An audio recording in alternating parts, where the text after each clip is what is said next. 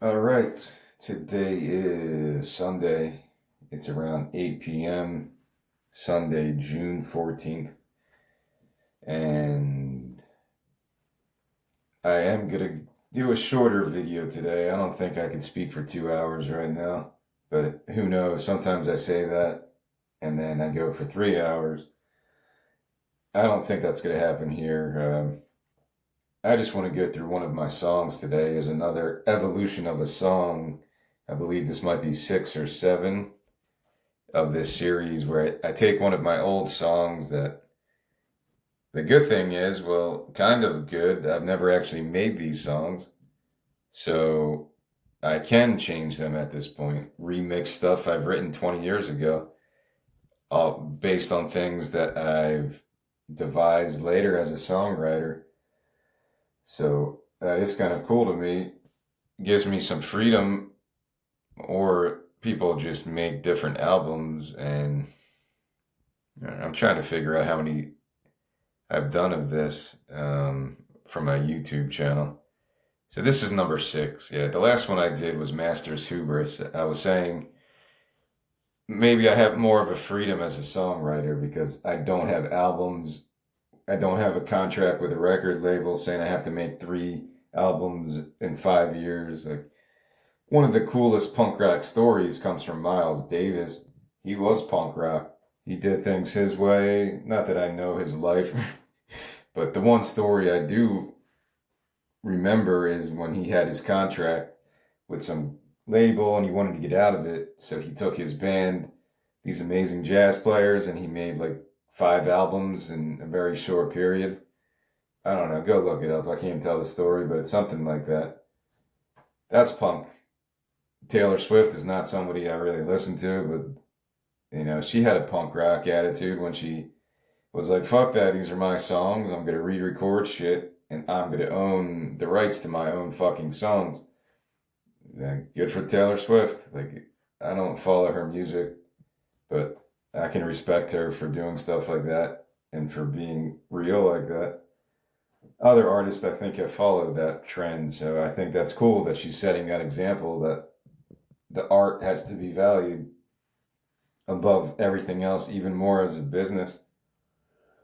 I don't know where I'm going to end up in my life. How am I going to put these songs together? I think about it all the time, but to be less whiny and pessimistic, at least I have the right to do this.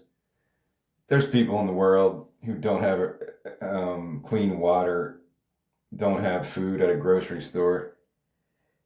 They don't have peace in their life. They have civil war. They have other conflicts. They have slave labor because of harmful globalization policies. I'll talk about like the cobalt thing again. I'm not going to talk about it for too long because I talk about it too much. So I get it. I'm not happy with my life, but at least I have the opportunity to at least survive and create art like I'm doing it right now. It's a weird Jekyll and Hyde thing right now because I want to do more than I'm doing. I'm jealous when people make albums, even indie artists. I listened to more music the last few days. Um, I found a really good album today, actually. An LA spiritual jazz. I forget his name, Aaron Shaw, maybe. And I listen to this amazing music and I can escape to it. And I'm like, man, I want to have this effect on someone's life one day. Because I owe a lot to music in my life. I really do. That's honest to whatever God you believe in or don't believe in. Let me find it so I give him credit. I was trying to look up stuff. I'm addicted to Instagram the last few days, going on there once every hour just to see. That's like my connection to the outside world through my phone screen. That's how I connect to celebrity culture, artists, music, and sketch comedy and stuff I'm interested in. Aaron Shaw. This is the album, and So It Is from 2026. It's my favorite album I've heard so far this year. Spiritual jazz, I think that's a good way to explain this. I love this stuff. listen to this song, Heart of a Phoenix, if you want to get that disappearing effect. I have an album called Disappearing Acts about how I kind of disappear from the world. I have an album called Winter in the Other Worlds, which is about escaping specifically during the winter time. I hate the winter. It's why one of the reasons I want to move out west, even Portland. I think the woman from the Starbucks that interviewed me today was saying it was like 98 degrees. I'm like, fuck yeah, man. I can deal with that. Some Like It Hot, that movie, like I like it hot. I can survive in the heat, but I can't survive the cold. I just don't like the cold, man. I've had bad experiences since my childhood, and I just don't like it. But this album's really good. If you want to check out, like, the Necks, I forget who said it, but somebody said the Necks were like their favorite band. Maybe it was Michael Gira. The Necks they're like an improvised free jazz band from Australia, and I got into them the last few years, and they're really amazing. It was one of my favorite albums a few years ago. I think it was called Bleed. But this one had the same exact effect. From the second song, which is Heart of the Phoenix, I was like already saying this is my favorite album of the year. I could just tell it was gonna make it. So I gave it a perfect score because it really did hold up throughout the entire album. Heart of a Phoenix was the best song I've heard this year by far. And it's a long one. It's almost 10 minutes long. But a song like that, like the Isaac Hayes song, what's it called? That's another long one that gets me, like, every time I hear it. And it's only been a few times. I heard it on the radio once, driving home from work this winter, and I was like, what the hell is this? Sometimes longer songs can really hit your mood or put you in a good mood. If you're not in a good mood, you could get there through a song like that. So I'd recommend that. I ended my last talk by saying go listen to some music you're not used to. If you think jazz is like some corny thing that old people listen to or your parents listen to, don't think like that. I don't think teenagers listen to my talks. On YouTube, I say it's not intended for children because I curse a lot. So I figure that's why they're saying that. But if you're a teenager and you think it's corny to listen to jazz or classical, don't be like that. I was like that. I was like, classical music? I don't want to listen to Beethoven and shit like that. But you'll find something you like. All right, this is Isaac Hayes' Hot Buttered Soul, that album from 1969. Wow, I didn't think it was that early. I thought it was in the 70s. But there is a song by Isaac Hayes called Walk On By. I think that's the one. That's the first opening track. It's like 12 minutes long, exactly 12 minutes. And it just kills me every time I hear it. It's so good, man. So I'll give love to that. I'll give love to the Aaron Shaw. I think he's from the West Coast.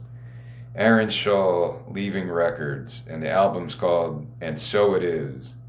Pitchfork gave it an 80, so there you go. They liked it. And I haven't heard it. Some reason I had it saved. On my album of the year profile page, I have a list called albums to check out one day. And there's like, I don't know, there's 1,418 albums to listen to.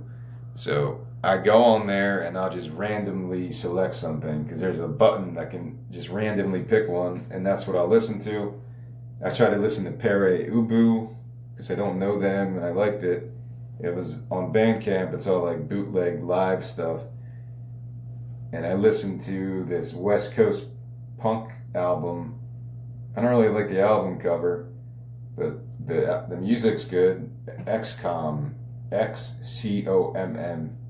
From this year, it's called Time to Burn. I think they're young kids. They're like teenagers playing this West Coast punk rock. I think maybe the drummer I read is the son of the dude from Anthrax. I forget his name. So it's a really good album. I found it on Instagram maybe a month ago, and now I listened to the whole album today for the first time, and it's got the punk rock feel that I like. West Coast punk rock. I don't know what it is, but it makes me think of, I don't know. I just don't know how to describe it. It personally makes me think of my childhood. But I was listening to other stuff. I don't think MXPX is West Coast, but maybe they are. There's something about the West Coast hardcore thrash rock, punk rock, that really connects with me, and that's exactly what it is. And I loved it. I gave it a perfect score just because I like when I find an album that I connect to, I just have to give it 100. I'm not a I don't really care about these number ratings. I also listen to Joy Formidable, Shy Western. It's kind of the side project of Ritchie Bryan, and I talked about that. I don't like giving number ratings because it makes me feel weird when I listen to the music. I'm not a critic, but I do like to list albums that connect with me from bands that I've never heard before. I never heard of XCOM until recently. I never heard who Aaron Shaw was until today, really. Maybe in passing, I was watching another podcast or something and somebody mentioned him. I don't remember why I saved his album. Maybe it's on AOTY's list of best albums of the year. I don't know. But I think it's really good. So it's cool. I'm getting back into music, and I feel like my songwriting has gotten better because I try to experience music in a very natural fashion without being like, all right, this is what Rolling Stone says are the top 10 albums of the year. Let me go listen to each one and judge it and put my own score and see what I like. I don't really like thinking like a reviewer. I just want to find something that hits my mood or hits my style as a lover of music. It happened with Fela Kuti, and it took me 2 months to go through all his stuff, but it did get more enjoyable as I went because I got more familiar with his style and his story. Um, so today is another evolution of a song. This is number 6. And the song is called The Drone and the Daydream. And it's off the album I mentioned, the Winter in the Other World. One day I'll go through the entire album. But right now, it's not the direction I'm going. I'm just going to go through one song. These are very old songs that I wrote maybe 15 years ago, around, yeah, maybe even more than that. Well, most of these songs were around 2011 to 2015. I kind of had to pick and choose what I wanted through these jam sessions, and it was really weird how I put this one together. It is a concept album just about winter time, and I'm a hermit in all seasons, but especially in the winter, I don't ever want to leave the house. When I was working, you have to survive. And it's not like New Jersey, Philadelphia get crazy winters, but I just hate the cold weather. Um, just like everyone else. I think a lot of people hate the cold weather. Some people are weird, like Russians love cold weather, drinking their vodka. I don't fucking know. That's what I picture Russians, like they love fucking cold winters in Siberia. I'm looking through my preface in my book right now. A lot of these songs came from road trips. A lot of these songs are just some of them, not a lot of them. Some of them came from road trips. Like I drove to Carborough, North Carolina to see Gillian Welch, the Dave Rawlings Machine. I remember that. Carborough, the Cat's Cradle. I also had kind of a classical influence on some of these tracks. I mentioned Hector Berlioz's Symphonie Fantastique, and people who are classically trained musicians, they probably think I'm a basic bitch, because I'm mentioning Berlioz, and that's a well-known work of art, Berlioz Symphony Fantastique, but it's so good. I don't care if it's like a basic thing, like, oh, if you like this, then I'll give you 10 other ones to listen to. It's great. I would love that. Give me other suggestions of psychedelic symphonies from what, the 1800s? When was Berlioz doing that shit? In 1830. Composed in 1830, Symphony Fantastique. And it's about witches, it's about his obsession with this woman. Um, Psychedelic. I think he goes on this crazy psychedelic trip, and it's so cool. I learned about it in high school, so thanks to my high school music teacher. And we had it like an 8 cassette set of famous composers. Vivaldi, Berlioz was on there, of course Mozart, Stravinsky. I don't remember everybody. I'm not classically trained in terms of just being knowledgeable about it. I'm not going to pretend to know anything. But Berlioz is badass, man. It is like heavy metal. It's by far, I bought like 20 different versions of it. Every time I went record hunting in 2016 to 2020, any thrift store, if I saw a good copy of Symphony Fantastique, I was definitely buying it for $1, $2. And it was one of the only ones I would listen to all the time. If I want to listen to classical music, I want to listen to it on vinyl because it sounds so cool. And that was my favorite thing to listen to. It's an experience, man. It really is a cinematic experience in my head. So I had to give some credit to it, why I listed it in this album in my book when I was writing about the influences. I'm not going to get into some of the other songs. I'll wait until I actually go through this entire album. The reason I picked this song, and it was kind of just like, well, I have to pick something to talk about if I'm going to do this every day. I'm being honest. I was like, all right, let me try to think of a cool song. And I spent maybe 20 minutes looking at all my albums in my book, over 400 songs, and what could be cool to talk about. And the one I came up with was the Drone and the Daydream, because I really like the melody of it. There was a number I could have picked on this album, but I'm not going to talk about any of the other ones at this point.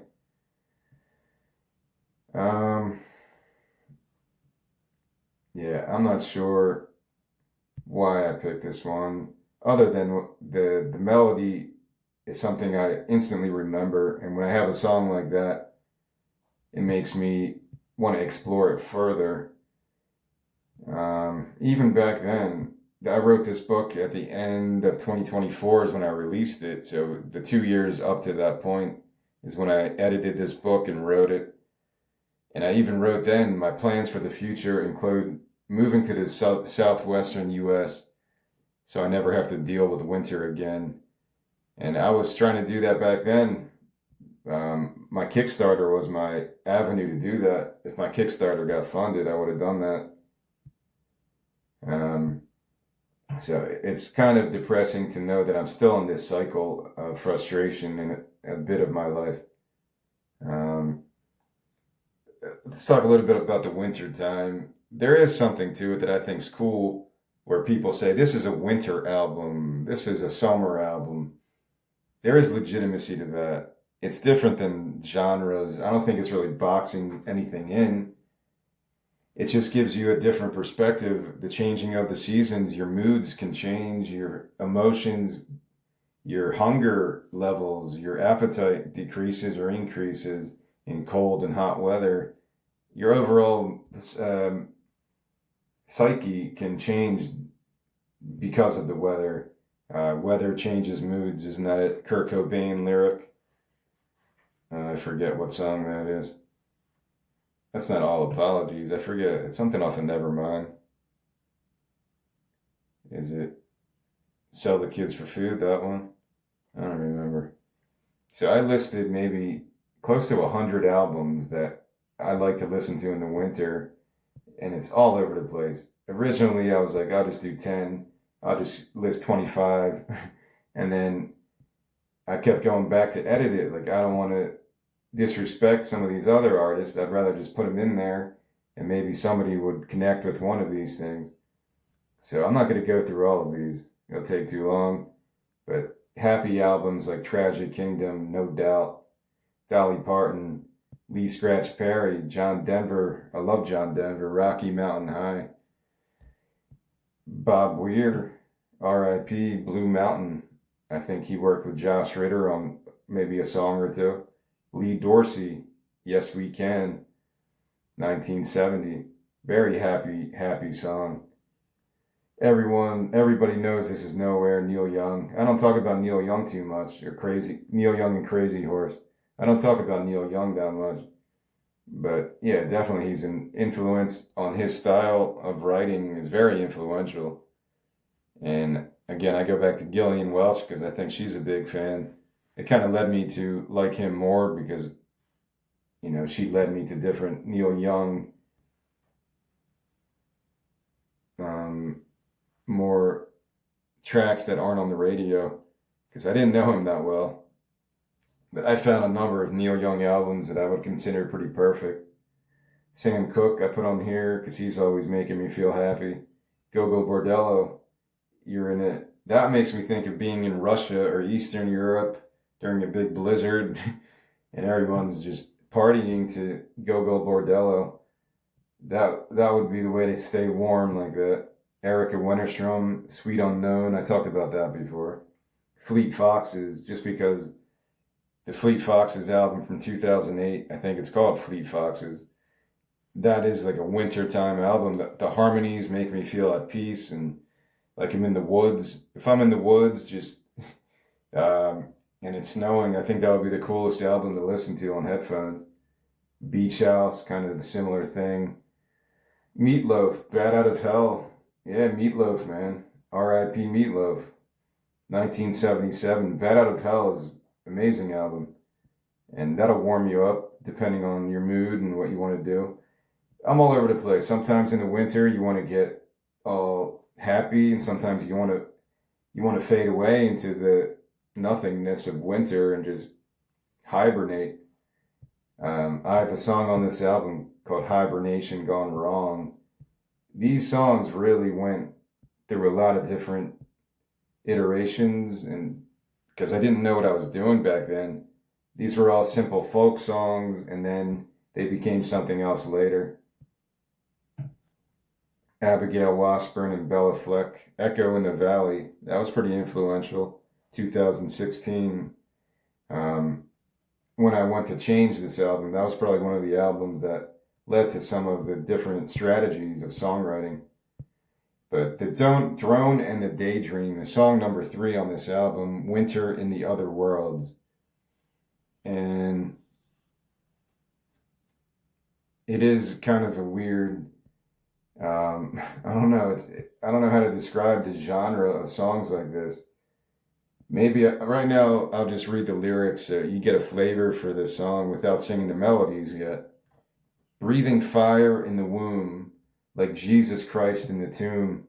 Satellites heading home, flying by veins disowned. They'll be preying on our consciousness no more. They had their fun, at least some appreciate their passing glances, and callous generosity to keep them insecure. Melancholic misfires, tempted from the source. Keep calm, keep love, keep hope and shock. Keep memory short, outpace the drone, keep up. Know the enemy. Paradise on loan, like candlelight overthrown. Sacrifice forewarned, like yesterday unpatrolled. They'll be paving your inheritance no more. They had their fun, at least some capitulate to higher passions. Seated at the pinnacle of riots unopposed. Primitive desires leave them wanting more. Keep calm, keep love, keep hope and shock. Keep memory short, outpace the drone, keep up. What am I talking about here? I don't fucking know, man. Can I give some legitimacy to these lyrics by saying what they mean to me? No, they don't really mean anything. Breathing fire in the womb like Jesus Christ in the tomb just sounds cool. breathing fire in the womb, like you're trapped in the womb. Almost that's how you feel sometimes in life. Maybe I'm connecting it to the season of winter. I do hibernate like that.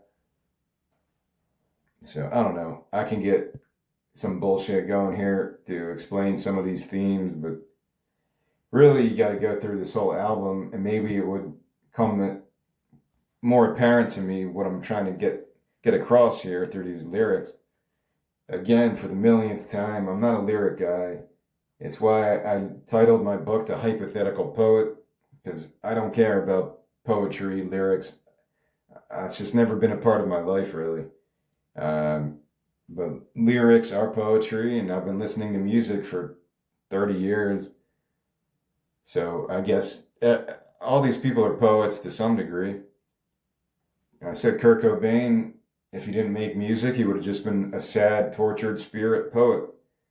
And I don't know, maybe he would have had a longer life. Maybe the fame is actually what got him more fucked up. If he was just like that Rodriguez guy, never became famous. If Kurt Cobain was like a singer-songwriter and just wrote his amazing songs, performed them at coffee shops and open mics until he was like in his 70s, nobody knew who he fucking was, because the image and the marketing and the fame never became a part of his life. Maybe he would have been happier. Just the stream of consciousness. Sometimes I go down these avenues. That would be pretty cool. Going back to Alinda Segarra, all the buskers and people who make art but they never become famous or really financially successful. It's a different animal. That Kevorkian guy, I remember watching a documentary about him, Dr. Kevorkian. If there ever was a guy who would be like symbolizing doctor-assisted suicide, it would be a guy named Kevorkian. Ha ha ha, Dr. Kevorkian. He's not going to be like Dr. Thomas or Dr. Smith. It's going to be Dr. Kevorkian. He tried to be a filmmaker, like an artist, and I think I remember his quote because it stayed with me. His movies probably were terrible, but he was happy spending his money on it because he loved making movies or art. So I like that. I respect that, man. I told during the interview today with the Starbucks manager, who was very, very kind to me. She was cool.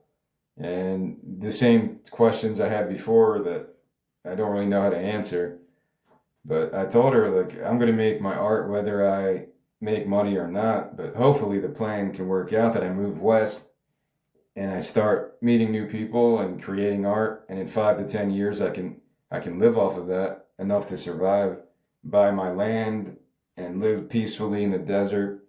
Maybe in Portland. Maybe I'll find a plot of land in Oregon that I can afford and live off the land and survive comfortably for the next 20 years. That's what I mean when I don't know where my life is going. I've had a go with the flow philosophy for a while now, and after a while, it leads you nowhere. So you have to have some kind of a plan, and hopefully the flow will lead you there. You can't just say, I'm going to go with the flow and not put yourself out there. You're just going to be stuck like me, sitting in my bathroom right now on a Sunday night with the lights out, trying to get some thoughts out and go through this song that I wrote like 15 years ago. Before I did this talk, I was reading a book by Elmore Leonard, The Switch, which I had to finish. I got halfway through a week ago, and then I finished it today. There is a movie with Jennifer Aniston, The Life of Crime, which I plan to watch at some point. It's based on it. Elmore Leonard's a pretty cool guy, man. It's a very easy book to get through because I'm not a literary genius. I can't read Shakespeare in a day. It would take me like a month to read one Shakespeare play to understand it.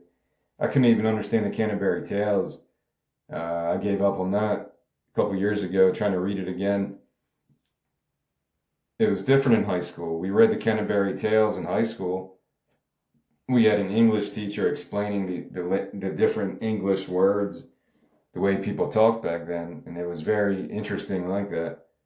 Again, yeah, thank you to all those teachers. They made that stuff interesting. The Canterbury Tales is one of the best books ever, but I can't explain any of those stories. Uh, it's a lot of sexual stuff, a lot of weird like filthy humor, but I like that stuff. I think Fat Mike, he was on some podcast asking him his favorite album. I think he said it was Bad Religion, the first one. How could hell get any worse? Be any worse? And then they asked him his favorite book, and I think he said The Canterbury Tales, and that made sense to me, like because he has that same sense of humor, trying to push the envelope. Sometimes it gets him in trouble, I guess.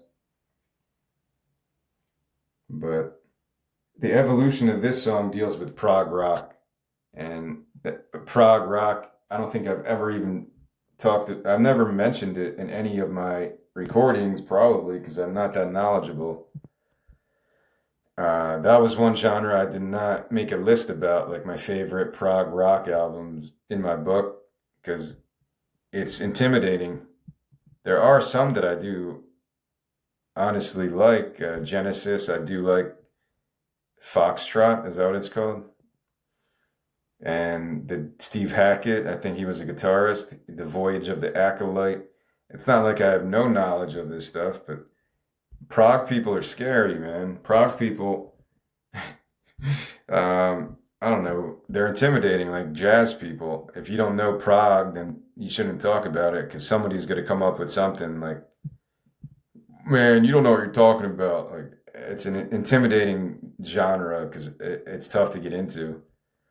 Like, I'll give you some examples. I guess people include Pink Floyd, but you could even say that Decemberists are a form of progressive rock, right? That's all it means. You're pushing towards a different rhythm or atmosphere, merging folk and other elements. So I guess you can include Pink Floyd.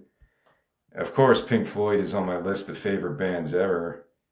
Animals is perfect. The Wall is perfect. Dark Side is a perfect album. I even like the newer one. I forget what it's called. The Division Bell, the one that was more David Gilmour.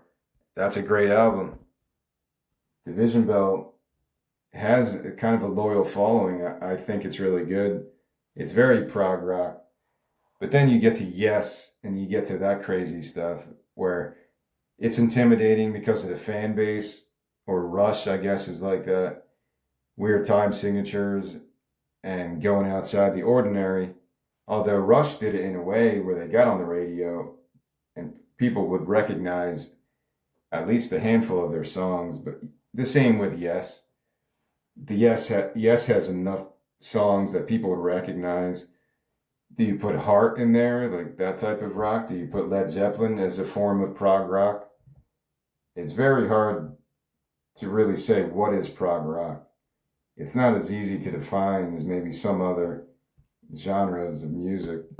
So maybe that's why I don't talk about it because I sound uneducated. But all I can do is list albums that connected with me throughout my life.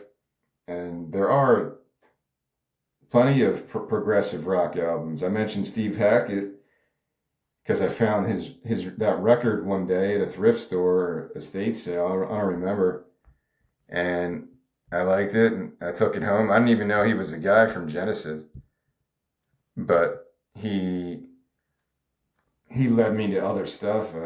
I found out he was from Genesis and that genealogy, whatever you want to call it, that ancestry. And then I got into like what's his name? My internet's down, so I'm gonna have to do this by memory, I guess. The guy who did tubular bells from The Exorcist, right? Is it Oldfield, Mike Oldfield? I would say he's one of the proggy people. You could go down the krautrock angle and be like, krautrock is all about progginess. So it's pretty cool to go down these avenues. Progressive rock, it kind of gets a bad rap, maybe. It's like this nerdy type of music. It's I don't see like certain genres connecting. Prog and hair metal might be the complete opposites. Hair metal is all about just having fun, sexual content. Prog rock might take you to the Lord of the Rings and dragons and weird subject matters of like a story almost. And I'm all about that. I can get down with that. But then you have Operation Mindcrime by Queensryche. Is that hair metal? Is that progressive rock? Is that a blending of those two things? It can get weird like that. But how do I see this song going as a progressive rock song? It's more of the outro, I think. If I had a guitar, I would have tried to create a breakdown, and I'm just doing it in my head like I've been doing it the last year, since I got kicked out of my apartment in last September maybe. So I haven't had a guitar since then. It's been kind of weird. Originally I was like, all right, that's fine, but now I miss it because I see other people on Instagram especially, yeah, and they're rocking out like crazy or coming up with weird chord arrangements or learning a song. Like somebody was showing how to play George Harrison, whatever that song's called, the most popular song George Harrison had, where he goes into the Hare Krishna stuff. And it's like D minor and A minor. It's like so simple, but it sounds so cool. And then I saw somebody playing Led Zeppelin. Is that like Over the Hill, Far Away or something?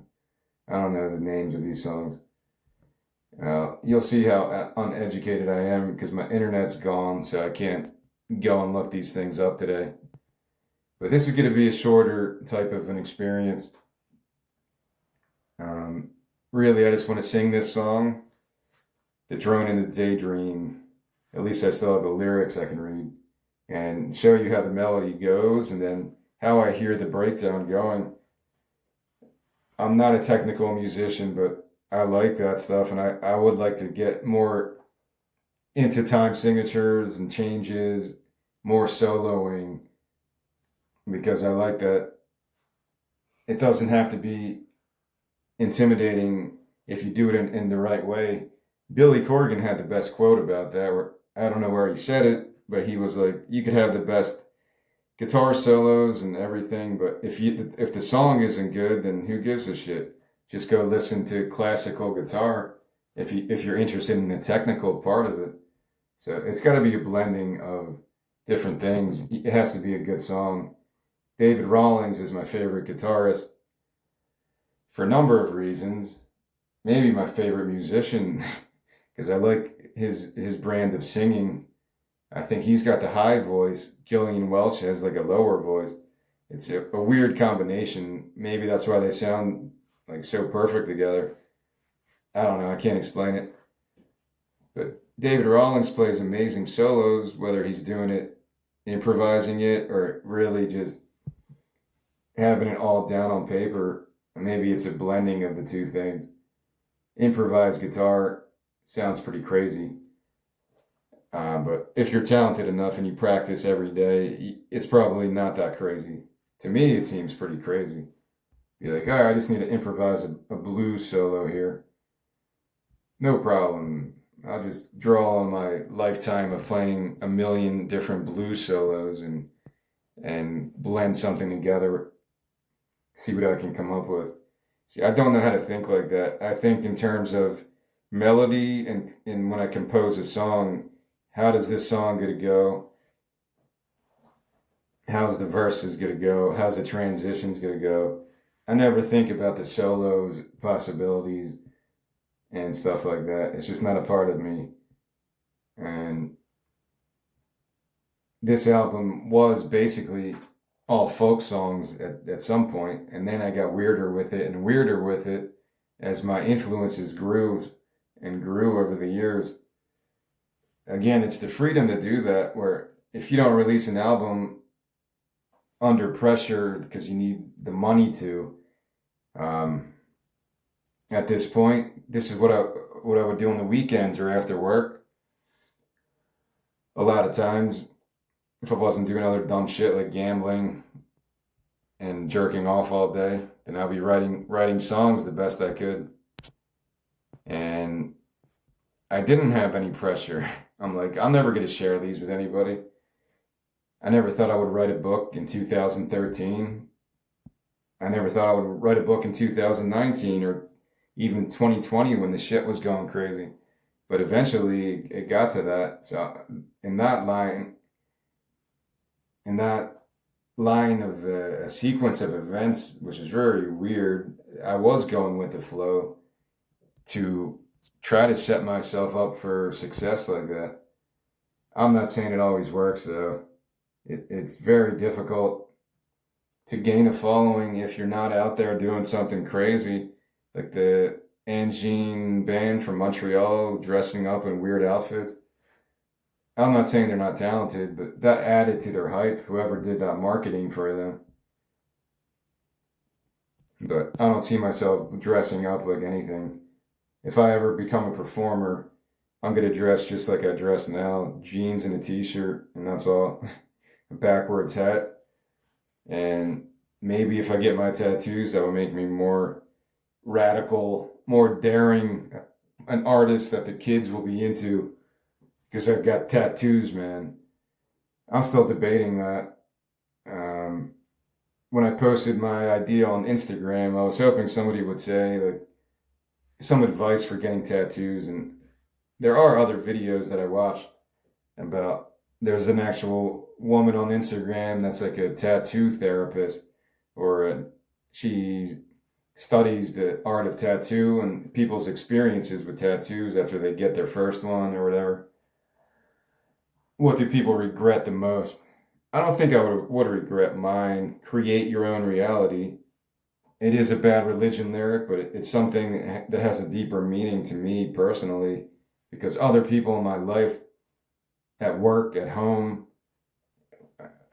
many different people in many different places in many different shapes and sizes have fucked with me and tried to write my story for me in a way.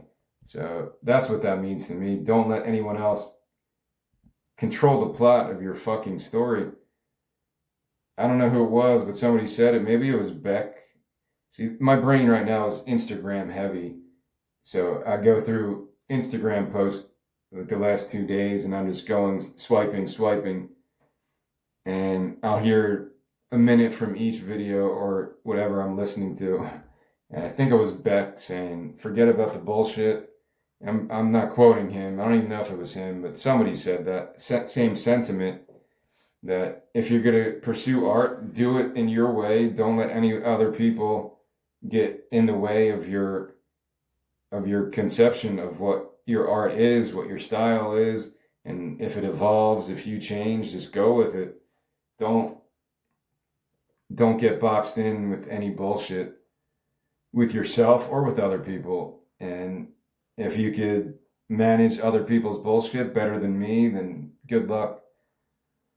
I've had a lot of other people's bullshit in my face, like, and it gets really hard to deal with. And I'm aware it's going to happen anywhere. It doesn't matter if I live in Siberia, if I live in Turkey, if I live in France, if I live in Portland, if I get a job there, or the West Coast somewhere. You never know what's going to happen. So you just have to have a goal and not get emotionally distracted by people's bullshit. Because those people building their own daily habits with bullshit, eventually it's going to collapse upon itself. You can't have a foundation built on bullshit as a human being. You're not a real human being if you cross that barrier into 51% bullshit and 49% real. When you cross that Rubicon and become a bullshit artist, you're going to collapse on yourself. And eventually, hopefully you get out of it, but nobody else can do it but yourself. I'm more concerned with how I move on from other people's bullshit. How do I approach this life that I'm trying to create? And it's not easy to do. I'm still talking about it because it's a part of my reality that I'm trying to create myself. That's why that tattoo, I would hold it up in the mirror every morning and be like, I'm in control of my fucking life. I'm going to make my money how I have to make my money through any honest job. And then I'm going to create my art how I create my art, as honest as possible without any bullshit. And if other people want to fuck with me, then whatever, they're going to fuck with me for whatever fucking sad reason that they do it. It's not an indictment of my life or how I want to live my life. It's an indictment of other people who can't find happiness in their own heads, that they have to fuck with other people. And yeah, I wasn't going to go that route, but these are my daily thoughts, man. I don't know what else to do to get rid of this shit. I need to go like on an ayahuasca retreat or just go hunt, become like an alpha male, hunt my own food, and get the off the grid living an actual reality. I don't know what the answer is. So if people have advice for what I'm going through, have at it. I'll try to take everything I can to some degree that would help me get through some of this shit. I just want to be able to create stuff. Like, I'm not asking for a lot of stuff here. I don't think I'm asking for anything when I'm actually I already put in the work and I'm trying to put in even more work. It's really frustrating to be stuck in this situation in New Jersey right now. I don't think this song has anything to do with my current situation. Back then, I was more free. I wasn't afraid about starving to death or any other bullshit like that. It was 2013. I was still in my 30s, going to casinos, gambling, drinking, smoking. And I really didn't care about all the other shit. I didn't care about politics. Not really. I still don't, but for some reason today, politics is forced on you in a way. And that's what I'm talking about. I told the woman today, I've applied to like 200 Starbucks across the West Coast, Nevada, California, Texas, part of Texas, like El Paso. I like that area. New Mexico, Arizona. I don't care if it's a red state or a blue state. I don't give a shit. I just want to work, man. I really don't give a fuck. The reason I want to leave New Jersey has nothing to do with blue or red. I don't give a fuck. I just want to leave, find a new place to exist because it'll open up my mind to different perspectives. I need that new perspective. Like that Donald Byrd album from the early 60s, I think. New Perspective. All right, so what is this song about? I don't know. It's not a cop-out. I really just don't know. The drone in the Daydream sounded cool. It sounds like a short story, like a science fiction thing. But I really can't go farther than that with some crazy poetic explanation. I'm going to sing it now, and then I'll talk about how I hear the prog elements developing after I sing these melodies. The drone in the Daydream. It's a simple rhythm. I think it's just 2, 3, 4, 5, 6, 7, 8, 1, 2, 3, 4. Breathing fire in the womb. I'm singing it wrong. Breathing fire in the womb. Like Jesus Christ in the tomb. I'm singing it wrong. Hold on one second. I need to go back in time. Go back in time. Back in time. I need to go back in time and listen to this song again. So give me a second here. All right. Yeah, the internet came back, so that was good. I was able to find my old recording, and I knew I was way off my tone. I don't know what I was trying to do the first time. Breathing fire in the womb. Dun, dun, dun, dun, dun, dun. Like Jesus Christ in the tomb. Satellites heading home, flying by, veins disown. I think I'm off the key as well, but whatever. I'm going with this. They'll be preying on our consciousness no more. Had their fun. At least some appreciate their passing glances and callous generosity to keep them insecure. Melancholic misfires tempted from the source. Keep calm, keep love, keep hope in shock, keep memory short, outpace the drone, keep up. I don't know, sometimes I get weird and I can't do my head voice. So I think I need to go to a more mellow style, like more deeper toned, I think. Breathing fire in the womb. It's hard for me to do this without the guitar. That's what it is. When I'm playing guitar, then I have something to hear outside of my own head voice, and I can blend in with the guitar. I don't know how to sing without guitar, I think. I think that's a big problem for me. So, a lot of respect for people who can sing without playing an actual instrument. I don't know how people do that. Breathing fire in the womb, like Jesus Christ in the tomb. Satellites heading home, flying by, veins disowned. 3, 5, 6, 7.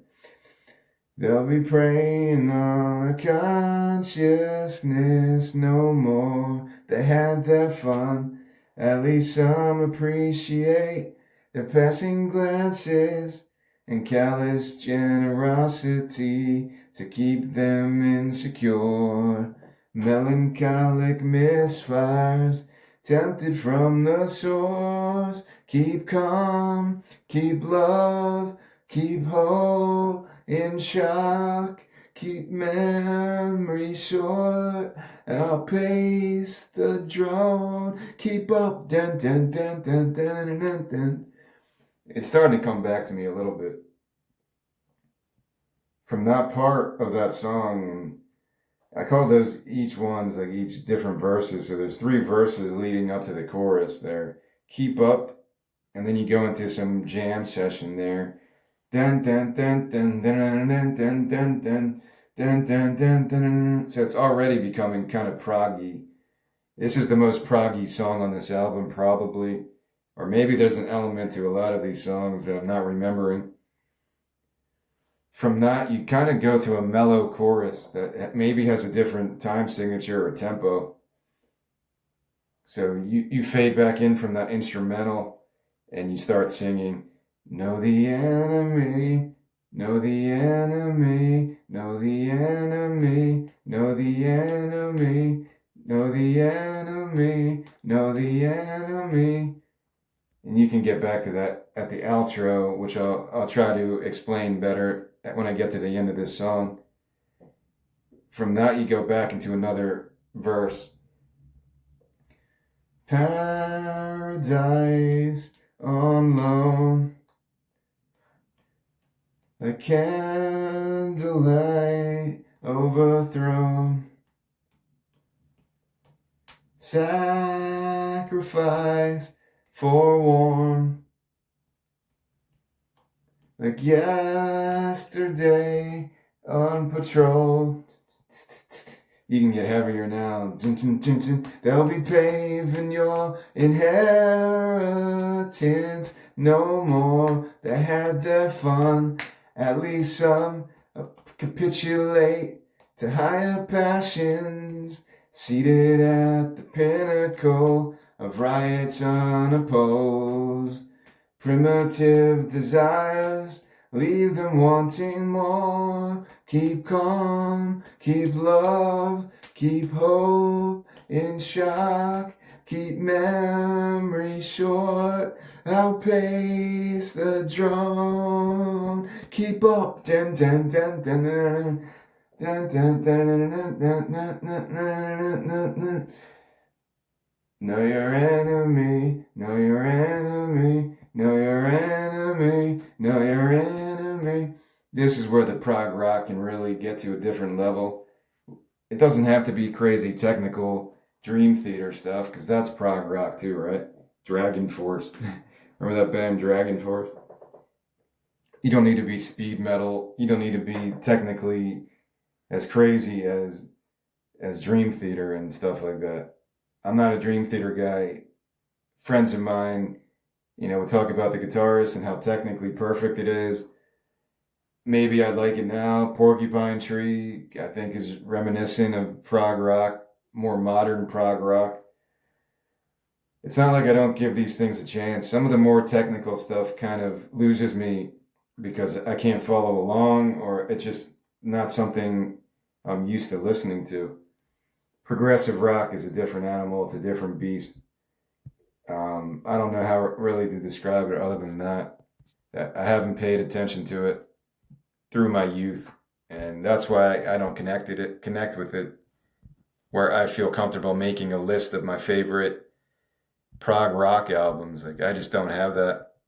I can name a couple, like I did the Steve Hackett, Genesis, and others like that. Maybe people would recommend stuff to me. Well, yeah, King Crimson, awesome. I love King Crimson. I don't know Camel. I'm looking at a list on AOTY. King Crimson, yeah, I did put that on my favorite albums list. In the Court of the Crimson King is really the only one I know. I don't know Gentle Giant. I don't really know Jethro Tull. Mars Volta, I love them if they're considered also kind of a prog rock thing. So maybe there's more than I realized in my life, but if you know what I'm talking about with Steve Hackett, The Voyage of the Acolyte, that's what I really go down. Maybe it's because I found that album and I felt like, oh wow, I found a hidden treasure because I never knew who Steve Hackett was.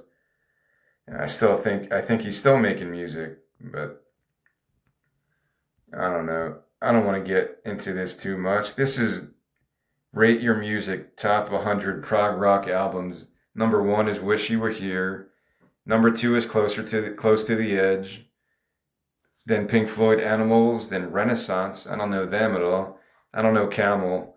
King Crimson, yeah, The Court of the Crimson King is number 6. Number 7, Pink Floyd again, The Dark Side of the Moon. I don't know this. Invisible, El Jardín de los Presentes from 1976. Black Midi, I love them. So yeah, okay, I like that a lot. Black Midi is amazing music, man. Hellfire from 2022. I guess King Gizzard is a part of that new prog rock generation, maybe. Khan, I don't know who that is. The 70s, 1972. Mothers of Invention, I guess, yeah, Frank Zappa is someone I did explore. I respect the guy, maybe because he's got Sicilian roots. I feel connected to him. But Frank Zappa's just a cool dude. Pink Floyd again with Metal. Rush, Hemispheres, another King Crimson. I don't know this band. Van der Graaf Generator. No idea. Mike Oldfield. I do like him. All right, I'm not going to go through all of these, but you get the idea. I don't know the deep cuts of prog rock. The album I was trying to think of was Genesis Foxtrot. That's the one I connected to with Supper's Ready. That song's really just led me to buy that album just because I heard that song one day. I think it's the longest one on that album. It's a pretty long track. But I need a lot of people to give me advice on stuff like this because I don't know. I know this band, Premiata Forniera Marconi. I had an album of theirs, Italian prog rock. It wasn't this one though. It was a different one. Something about Ghost. Yeah, a Ghost. I think that's what it's called. or something else like that. It's something to do with Ghost. Photos of Ghost from 1973. Check that out. Premiata Forniera Forneria Marconi. I don't know. I don't know how to say this shit. Sorry. Apologies. Moody Blues. Yeah, you find those albums all the time at thrift stores. So I know the Moody Blues. I don't know. King Gizzard is listed on here. Marillion. I've heard of them, but I never listened to them. Magma. All right. Well, there you go. Magma is like in my top 5 bands. I forgot about them as a progressive rock, whatever you want to coach me, whatever it's called. So there is a part of me that is in love with prog rock. I love Magma. I think they're brilliant. Supertramp. I can get down with Supertramp. Porcupine Tree is a band I never really got into. Robert Wyatt. I've heard that name. Caravan. I've heard of that band, but some of these bands I've never heard of. Banco del Mutuo Soccorso. I've heard that album, Darwin. I think I had that CD. That's actually weird that that's listed here. I don't know why I had that CD though. From 1972. Darwin is the title, and the band is Banco del Mutuo Soccorso, whatever that means. Magma. Peter Hamill. I've heard that name. So, yeah, I got some knowledge of maybe half of this list. There's a lot of Magma on here. I love Magma. I went through their discography, made a ranking of my favorite Magma. Riverside, I've heard of them. Maybe they're a European band. Yeah, ID Entity. Maybe they're Polish. From 2023, a band called Riverside. So I don't want to bore you with just listing bands and albums. You could go explore these. Opeth, I've heard of them, more metal. Opeth. You could go listen to these and find what floats your boat in terms of progressive rock. So it's weird. It's a weird genre because I think of Pink Floyd more as hippie psychedelic stuff. I never really thought of Pink Floyd as a progressive rock band. It's more of a mellow, because I listen to Animals and it's like a different band from Dark Side of the Moon. Pink Floyd was able to reinvent themselves in a way from album to album. Animals is nothing like Dark Side of the Moon. Like they're completely different animals, and even The Wall is completely different as a concept album with the more synthesizers, maybe. Well, Dark Side of the Moon is probably more synthesizers and weird effects and looping and found sound and sound effects, like the cash registers and stuff. So it's weird to talk about this stuff when you're not as knowledgeable as other people. I never really went through the Yes catalog. I don't think I listed any Yes albums as like must-hear albums in my life. But maybe I just have to connect with it. Well, according to this list, Pink Floyd Wish You Were Here is the best progressive rock. That's pretty funny. Whoever made this list is kind of agreeing with me. I am, in fact, pretentious. Everything below rock bottom I haven't heard yet. Which one was that? Yeah, I haven't heard of a lot of these. Uncle Meat, the Mothers of Invention. That sounds interesting. A lot of foreign stuff on here. Makes it more captivating. All right, but how do I see my song fitting into this? Well, it's really the outro of this song, so I wanted to make it heavy prog. And to do that, I did come up with a riff before, right after I finished reading Elmore Leonard, The Switch. I was like, all right, let me just think of the first thing that pops in my head. And that's what I went with. So at the end of this song, keep calm, keep love, keep hope and shock. keep memory short. I'll pace the drone, keep up. Dun, dun, dun, dun, dun, dun, dun, dun, dun, dun, dun, dun, dun, dun, dun. Know your enemy, know your enemy, know your enemy, know your enemy, know your enemy, know your enemy, know your enemy, know your enemy, know your enemy, know your. You can get weirder with it. Just keep going on and on. You could go for like 4 minutes of this long jam. You don't have to repeat this phrase the whole time. That could get kind of bland. But hold on 1 second. Let me refresh my memory again. Yeah. All right. This is what I came up with. Something along these lines. Maybe it's more Led Zeppelin inspired. Dun dun dun dun dun dun dun dun dun dun dun dun dun dun dun dun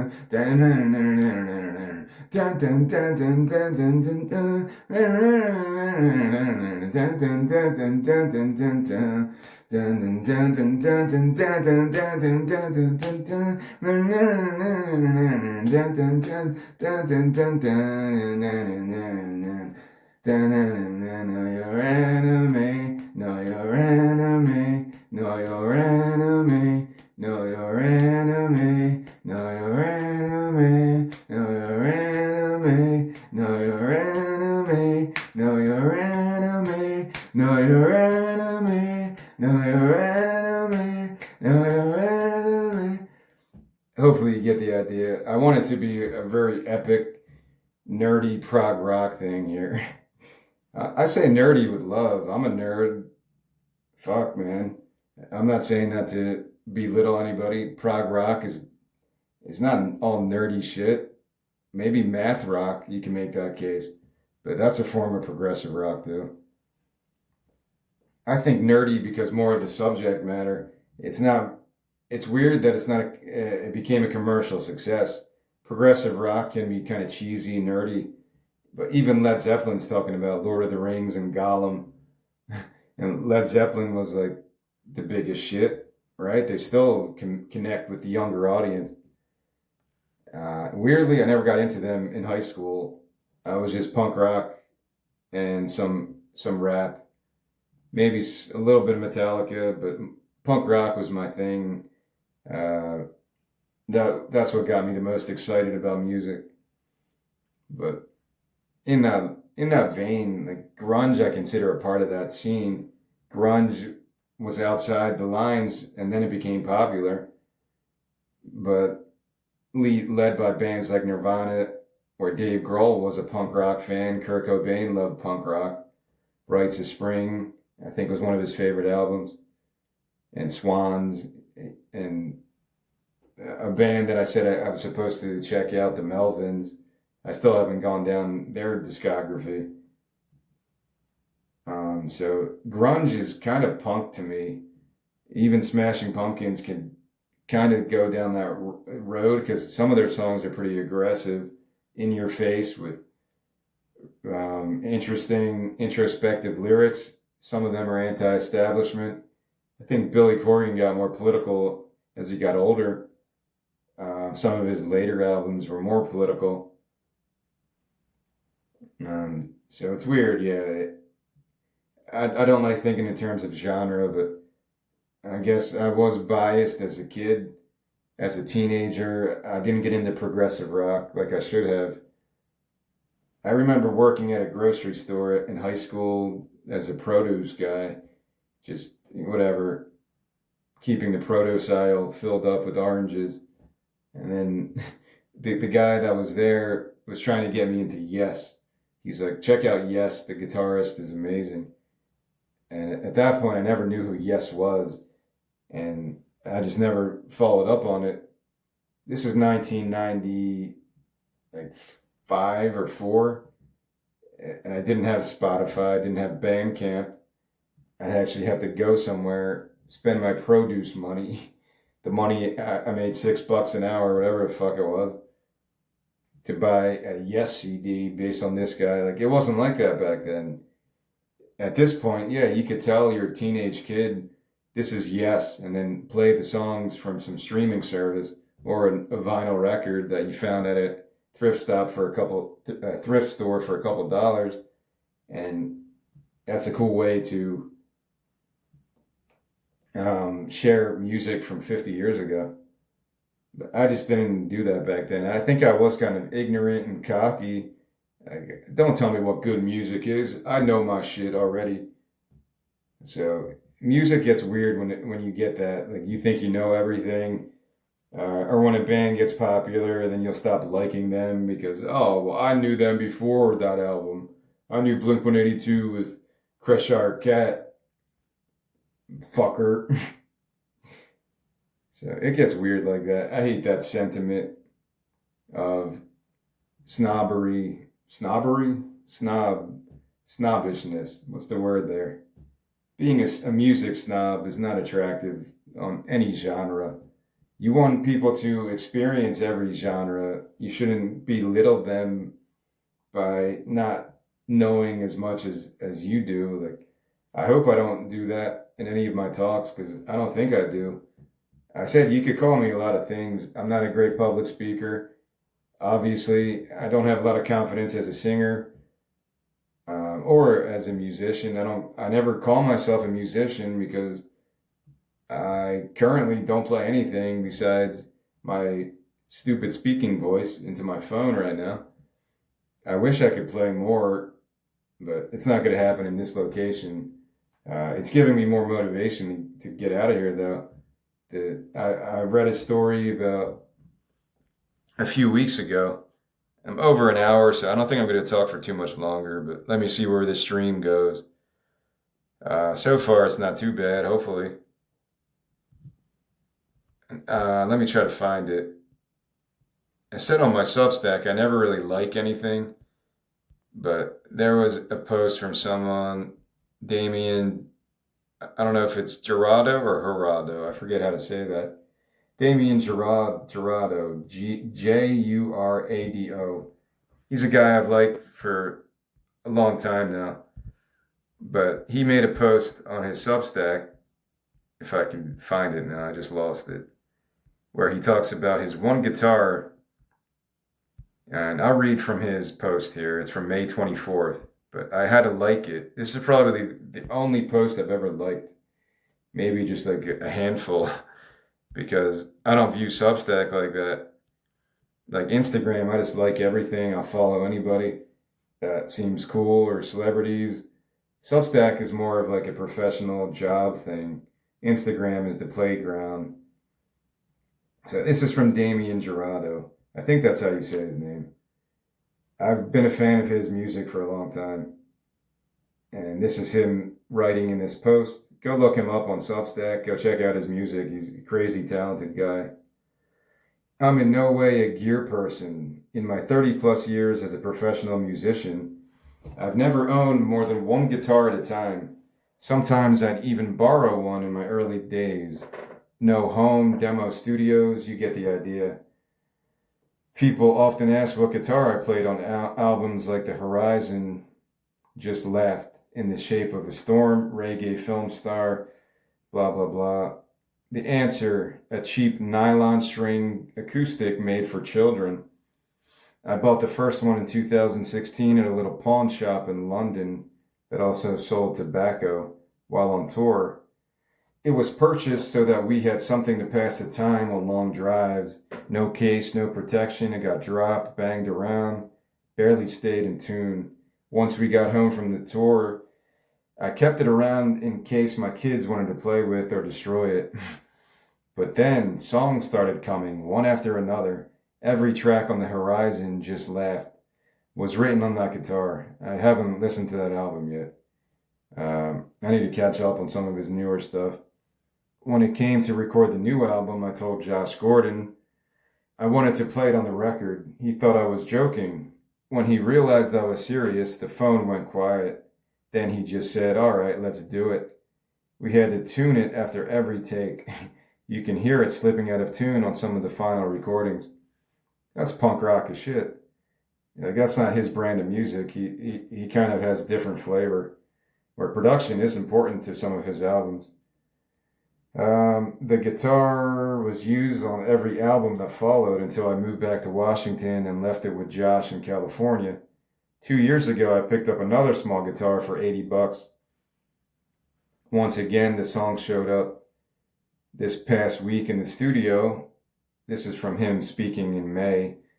I recorded a couple of new songs with it, Cheryl Retreats and Cheryl's Cake. The songs are available on Bandcamp. Go check that out. And they'll be live on all streaming platforms tomorrow, May 25th. I hope you enjoy what you hear. And then he showed the picture of the guitar, and it does look like a nylon stringed little mini parlor guitar. I really connected to his post, so I had to like it and share it just to remind myself that even if I don't have a lot of money to do what I want to do right now, I can work at Starbucks, make an honest wage, and be independent and in my time off instead of going to the casino like I used to do in my 20s or into my 30s or drinking, doing stupid shit like that, wasting my time. In my free time, all I'm going to be doing is making music in whatever way I can. If I have to record outside in the wilderness somewhere, I'll find a way to do it. And the guitar I buy will be like a little acoustic parlor guitar because that's what I used to play. The one I got signed by Gillian Welch and David Rawlings was like a little parlor Alvarez, and it sounded so sweet, man. Um, it was in that period when I was going to thrift stores, so I was on Craigslist a lot. For some reason, I found this guy in Philly that kind of made his own guitars. So he was selling his Alvarez parlor, and he was really interesting, dude. I don't know his name anymore. This is from like 10 years ago. But I bought that from him, and then a couple months later, I got it signed by Gillian Welch and David Rawlings in North Carolina. I told that story before. Regrettably, that guitar is no longer mine, but that's the only thing I would play a guitar like that. Maybe one day I could get maybe it signed again if I get a new one. I really thought it had a magic quality like that. That's what I feel like he's talking about. You don't need to have a fancy thing, spend 20 grand on all these fancy instruments and like, yeah, I'm sure people would counter this because Gillian Welch plays like that jumbo Gibson, and I'm sure it sounds amazing. And those are expensive as hell. Or if you want to get a Les Paul or something crazy like that.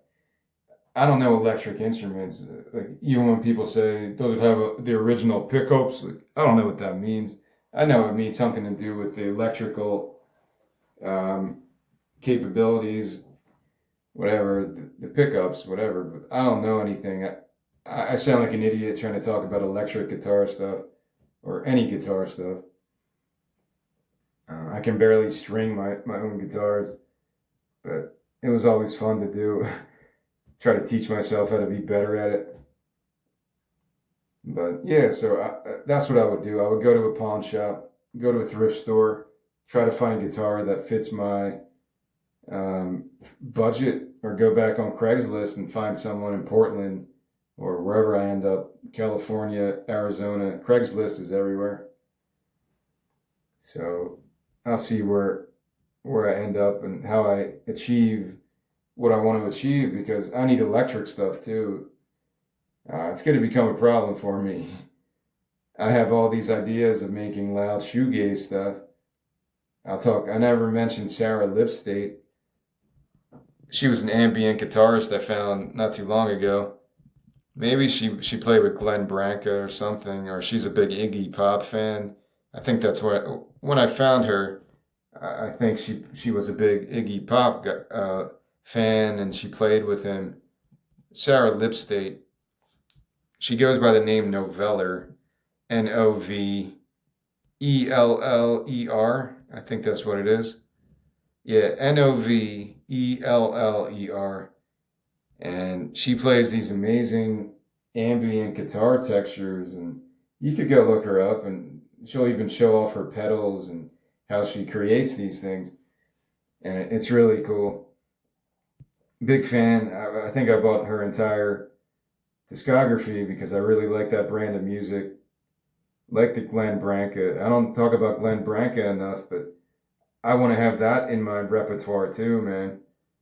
I want to be able to be in my shipping container and just get loud as all hell at 2 in the morning, and I'm not going to bother anybody, and just create and create and create. Because all I can do right now is what I just did, mumble a riff that I think would be cool to end this song. But I can't do it like I envision it because I don't have the capability to. Sorry, I had to pause this and go and listen to it again because I already forgot it. Dun dun dun dun dun dun dun dun dun dun dun dun dun dun dun dun. Dun dun dun dun dun dun dun dun dun dun dun dun. Yeah, it would take me a long time to learn how to finger that riff. I would have to do it in my own way or practice and practice till I got it right. I'm confident in it. Like I'm not saying I taught myself how to play guitar. I never took lessons other than my friends who were really good. My friends were in a band, and it just became contagious around high school times where everyone started getting guitars, and I was lucky to get one and an electric one too as a kid. And I just wasn't devoted to practicing that much. But when I did play electric in my bedroom in the suburbs of southern Jersey, I'm sure my neighbors fucking hated me. I would try to play stuff just loud and distorted that made no sense. When I heard the band Earth and their style of music, I was like, man, this is what I was trying to write in high school. I didn't know what I was doing. I barely knew power chords. Teaching myself how to play, it was like Earth. You know the band Earth? I mentioned them before. They're kind of no wavy. Earth band. Really amazing band. I think they're from the Pacific Northwest. Olympia, Washington. Yeah. Olympia seems to be a pretty cool place. Earth has been around for a while. From Olympia, Washington, guitarist Dylan Carlson. Earth 2 is the one that I fell in love with. 1993, their debut, Earth 2, special low frequency version. A lot of people might not enjoy this, but give it a chance. It's like 73 minutes long of drone metal, and it is sub pop. I never even knew it was sub pop until right now. That's pretty cool. It's one of my favorite albums, and when I heard it a couple years ago, I was like, man, this is what I wanted to make when I was a kid. More so because I didn't know what I was doing. I just like the sound of distortion. And I don't know if they use looping and stuff, but they drone. And I'm a drone guy. I love the drone when it comes to ambient and no wave. That's why I like Swans. That's why I fell in love with Fela Kuti.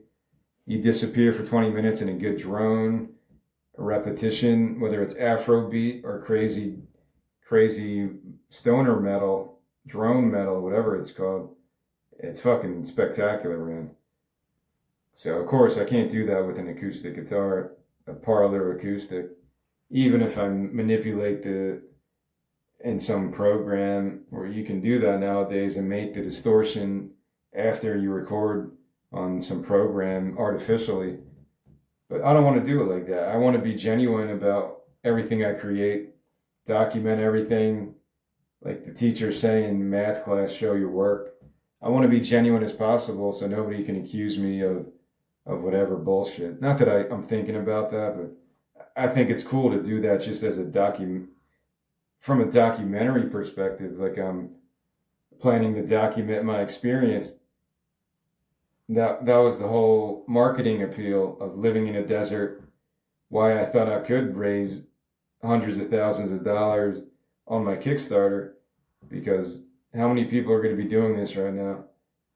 Maybe there are people in the desert just going nuts, recording 70 albums that they've written throughout their life. And I don't think there's too many, though, that could have that exact story. But, I'm not getting any closer to the goal until I'm actually leaving New Jersey.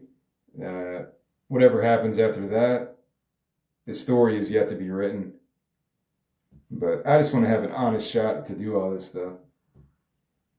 I'm not trying to bitch about this by repeating these type of meditations, these frustrating, repetitious topics that I always talk about. Almost every recording, I have to go down these roads because that's why I'm doing this. I want people to see the credibility of what I'm going for. And even though I'm not asking for a record contract, I'm not asking for a record label. Maybe I should be going that route, but I don't think that's available to me because I'm not a band. How do I approach a record label? I've been writing songs since high school. I wrote a book with like 400 songs. I got about 70 albums in the works. And what do I do now? I don't think record labels really do that. I could be like maybe approaching other musicians that need lyrics and songs and be like, well, I got a shit ton of that stuff. I got poetry out the wazoo, man, out the asshole. Like, isn't that the Jim Morrison story? He went to California, he found the other members, and he's like, I got poetry, man. I'm the Lizard Queen, Lizard King. And that's how they just, I guess they needed lyrics and a front man. And Jim Morrison was an attractive dude who wrote poetry all day and read poetry and knew all this. He was a film student. And it was just a perfect matching, I guess. But I'm not trying to do that. My plan is to just be alone to create a lot of this. For this album, I would want to do it myself because I feel like I could do it myself. It's not a collaborative effort as much.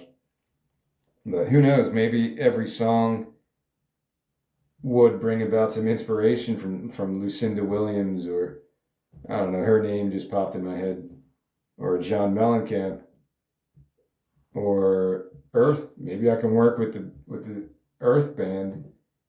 That would be pretty crazy to hear that stuff live. I don't know if they tour, but they're a band I need to see live, man. That would be one of my, if not my favorite concert on the bucket list. Does the band Earth tour still, or are they just non-existent? Does the band Earth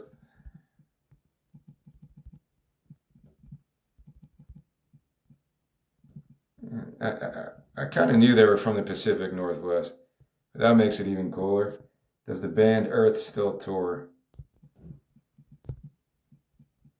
What does Google have to say about this?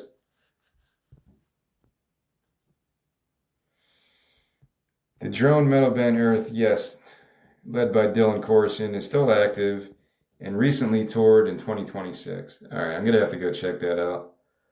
The band completed a European tour in the winter in Berlin, featuring a special performance of Hex at CTM Festival. They also played shows in Prague, Krakow, Vienna, Milan, Amsterdam. Yeah, so they're a huge band, man. Good, they should be successful. They're really, really original. Yeah, so I gotta go see them. They might be the one band that would change my life. To sound cheesy, because people say that, but I think it really would. If I saw them and heard their loud music, it might change my life at this point.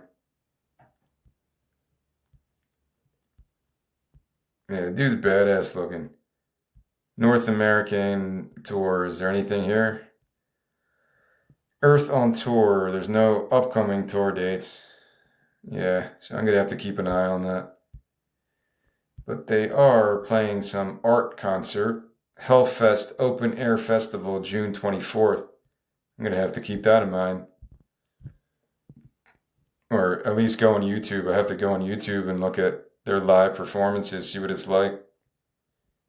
Yeah, Swans is on that list. I was gonna say Sonic Youth. Maybe they'll come back. I just want to hear loud music, and I guess it's the guitar variety. I've never seen Smashing Pumpkins. I've never seen Swans. Never seen Earth. Never seen bands like that that would totally blow my mind if I experienced it live. I had an idea in my book, and I'm going to ruin so many things that I've written in my book. But instead of having these meditation centers where they play sound effects of rain and it's supposed to calm you down if you listen to a waterfall or rain, gentle rain or ocean waves.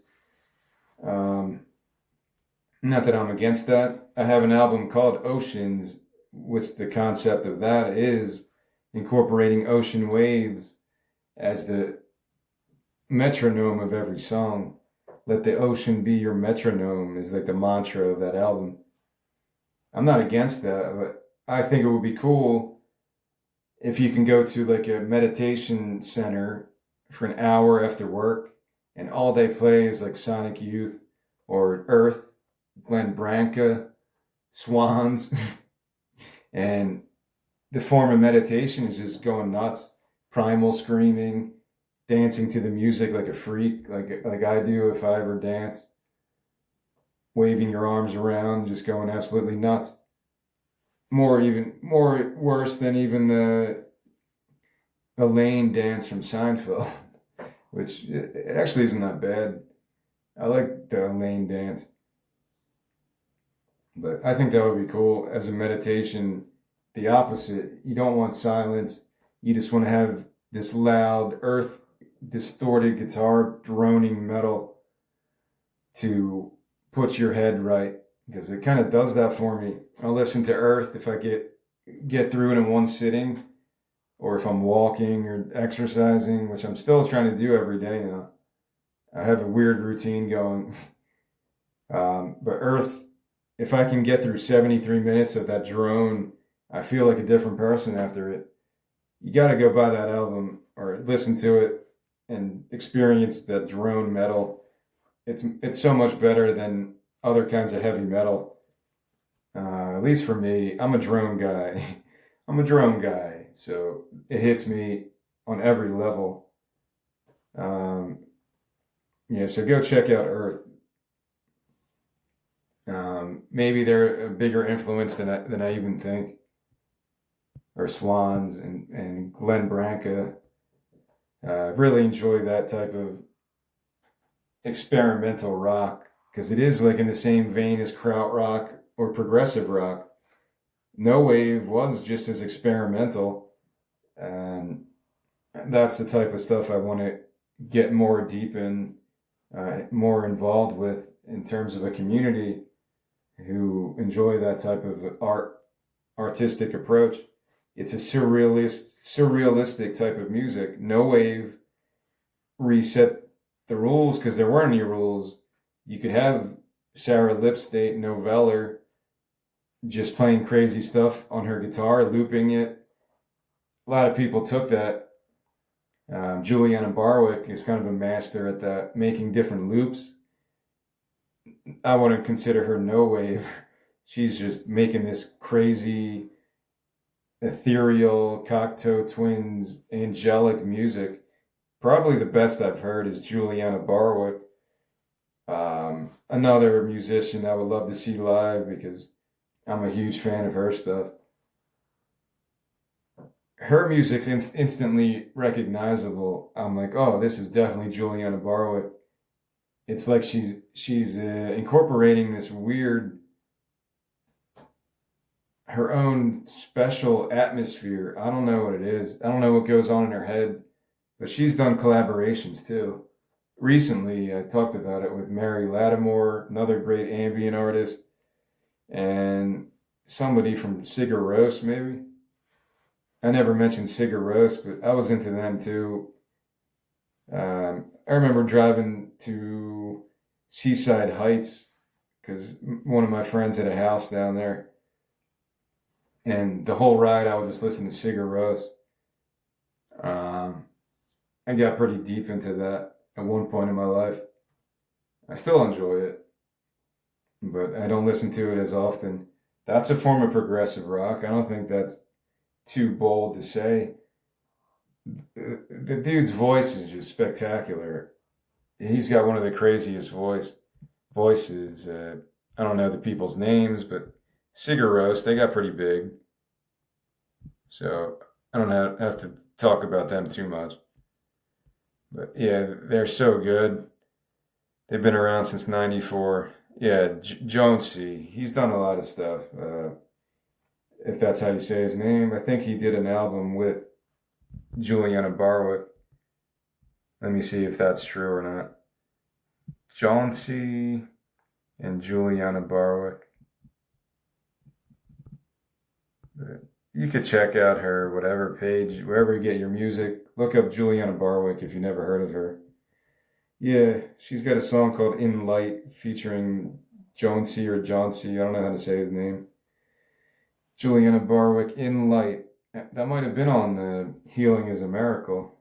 Yeah, that's pretty cool. In Spirit.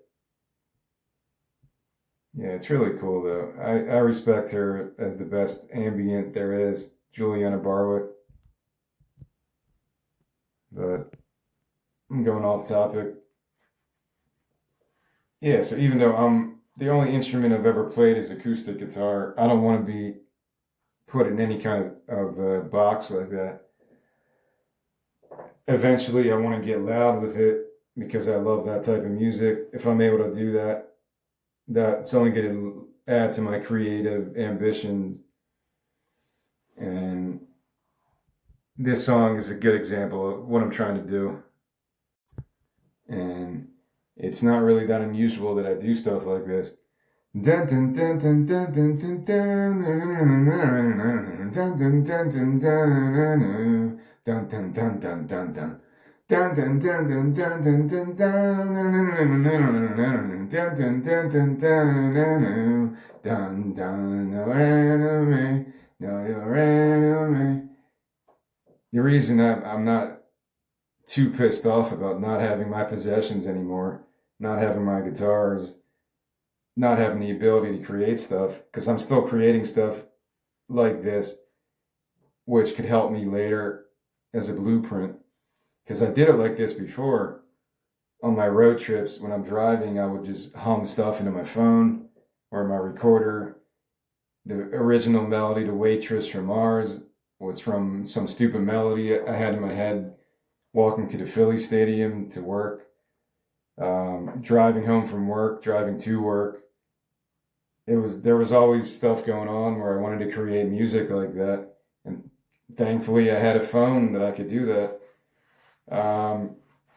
So I'm not as angry. Dun, dun, dun, dun, dun, dun, dun, dun. Supposedly Jello Biafra, maybe he's not the most technically proficient musician, but he's a composer, and he's able to tell the more talented guitarist and Dead Kennedys what he was going for, and that's how a lot of those songs were written. Maybe the Uber Alice one, California. But yeah, Dead Kennedys are in my top 10 bands, and it's really weird because I didn't grow up with them. I didn't listen to Dead Kennedys until later in my life, in my late 30s, and up until this point. So Dead Kennedys is a big band for me. And today, the way I am today, in my philosophy of music, they're the most like unpretentious band. Jello Biafra, hearing him speak about his music and other music and just politics, he's a normal dude. He's not trying to be something he's not, and you got to respect any artist that does that. And even though I'm addicted to Instagram lately, it leads me to independent artists, so it can't be all bad.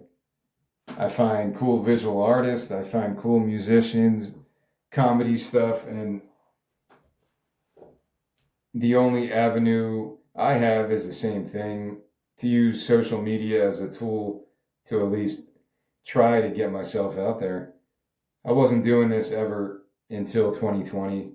And even at that point, I didn't think I would write a book or any screenplays. I was just in a manic state of creative energy to try to get over some unpleasant events in my life. And I was like, all right, how am I going to handle this shit? And I wasn't really thinking of it like that, to be honest. I was just like in a really manic state, a lot of energy inside of me, some good, some bad. So I had to just get these thoughts out somehow. And I'm not saying it always works. There was an album I tried to write called like Martyrs and Pawns. And I was like, oh, this could be a heavy metal album. And I was probably doing the same thing as today, like driving to work, dun, dun, dun, dun, dun, dun, dun, dun, and doing like crazy Carl from Aqua Teen Hunger Force riffs. And like, oh yeah, I'm going to make heavy metal music. Although I did have a guitar back then, so I could kind of piece together riffs and stuff and tune my guitar weird to try to help me get more creative. And that didn't go anywhere. I had an album I wrote on a road trip. I'm like, everything's going to be in 7 time. It's going to be the 7 album. And I got home, I had like 20 recordings and I deleted them all, which goes against my philosophy. But they were just so stupid. I don't even think they were in 7 time. Maybe that's why I don't like prog rock, because I'm like, I don't know how to do that. It gets me frustrated. Yeah, usually I tell people don't delete anything, save everything, because even if you're writing shitty stuff, maybe there's a snippet that will help you later. So that's still my advice. But I remember going through them like, man, this is fucking terrible. I don't know why I was trying to write music in 7 time. Like, I don't even know how to approach that in a commercial or just a cool way. And it doesn't have to be commercially successful. But the Microtones, which was the Angine band, I don't know how to say their name. The microtonal stuff, it's kind of like Indian raga music. It might not be the most commercially successful, but they probably got pretty big. And Indian music does have a universal appeal to it. So not all of my ideas are going to go anywhere, but the ones that I still look at this song that I wrote in 2013 probably, and I still connect to it. I think it's pretty cool, man. I think I can make it into something really good by myself. Breathing fire in the womb, dun, dun, dun, dun, like Jesus Christ in the tomb, dun, dun, dun, dun, dun, dun, dun, dun, dun, dun. Satellites heading home, dun, dun, dun, dun, dun, dun, dun, dun, dun. Flying by, veins disowned. Dun, dun, dun, dun, dun, dun, dun, dun. They'll be preying on our consciousness no more. They had their fun, at least some appreciate their passing glances and callous generosity to keep them insecure. Melancholic misfires, tempted from the source. Keep calm, keep love, keep hope in shock, keep memory sure. Outpace the drum, keep up, dun dun dun dun dun dun dun dun. So yeah, I feel like I could practice this and get better as I become more of a, yeah, I wrote this song, but I have to like rediscover it because I don't know the headspace I was in when I wrote this. Paradise on loan, like candlelight overthrown, sacrificed forewarned, like yesterday on patrol. Well, I don't know what these mean. I don't think these words really mean anything. I just needed to come up with lyrics. It's one of those songs. They'll be paving your inheritance no more. They had their fun. At least some capitulate to higher passions. Seated at the pinnacle of rights unopposed. Primitive desires leaves them wanting more. Keep calm, keep love, keep hope in shock, keep memory short. I'll pace the drone, keep up, dun dun dun dun dun dun dun. And then you could go into know your enemy, know your enemy, know your enemy, know your enemy, know your enemy, know your enemy, know your enemy, know your enemy, know your enemy, know your enemy, know your enemy. I got trouble with the higher register. I always had trouble trying to do that. But yeah, it could be a work in progress. If I can harmonize my own voice, then it's the guitar harmonies that leads to the upper register. I feel like I can handle the low end theory. I can get to the low side of things in a comfortable fashion, somewhat, once I get in the right key or whatever. Somebody told me that as a maybe in my teenage years, another friend of mine said you have to write songs for your voice that you know you can do. That's a 50-50. I agree with that statement, but that could box you in where you don't want to explore other things. When I was a teenager hanging out and people would have jam sessions and play, I don't know what I would even do. I would get drunk and try to play my own songs, and they were really stupid back then for the most part. I don't think I used anything from that part of my life because I don't know what I was trying to do as a musician. Maybe I can call myself a musician since I've been doing this for over 20 years, but whatever, the terms don't matter. I just want to produce this stuff. If I can't do it, somebody else was like, dude, I could sing this and make it awesome, then I'm not going to have an ego about it. And they're like, if the person asks me, I don't know about some of these lyrics, well, I don't know what to tell you. I don't think there's anything obscene in this. Because I feel like that if you're trying to sing somebody else's song, whatever this song's about, it has to have some personal connection to me. Know your enemy, what does that mean? What was I writing about? This whole album is about the winter time and trying to escape from that time of year that gets kind of depressing. The sun isn't out. I'm complaining about the winter in New Jersey, and somebody in Buffalo, New York would be like, what a pussy. Come to Buffalo. Try to survive a winter in Buffalo. And then there's a guy in Siberia or Saskatchewan, like, Buffalo, try to live here in the wintertime. Whatever. Antarctica. Go live in Antarctica, one of those bases. Yeah, I'm sure it's terrific. It's a great, grand old time. So, yeah, that's where this song is. Maybe it's already kind of proggy. So when I revisited it yesterday, and I'm like, yeah, let me share this song as an evolution of this song.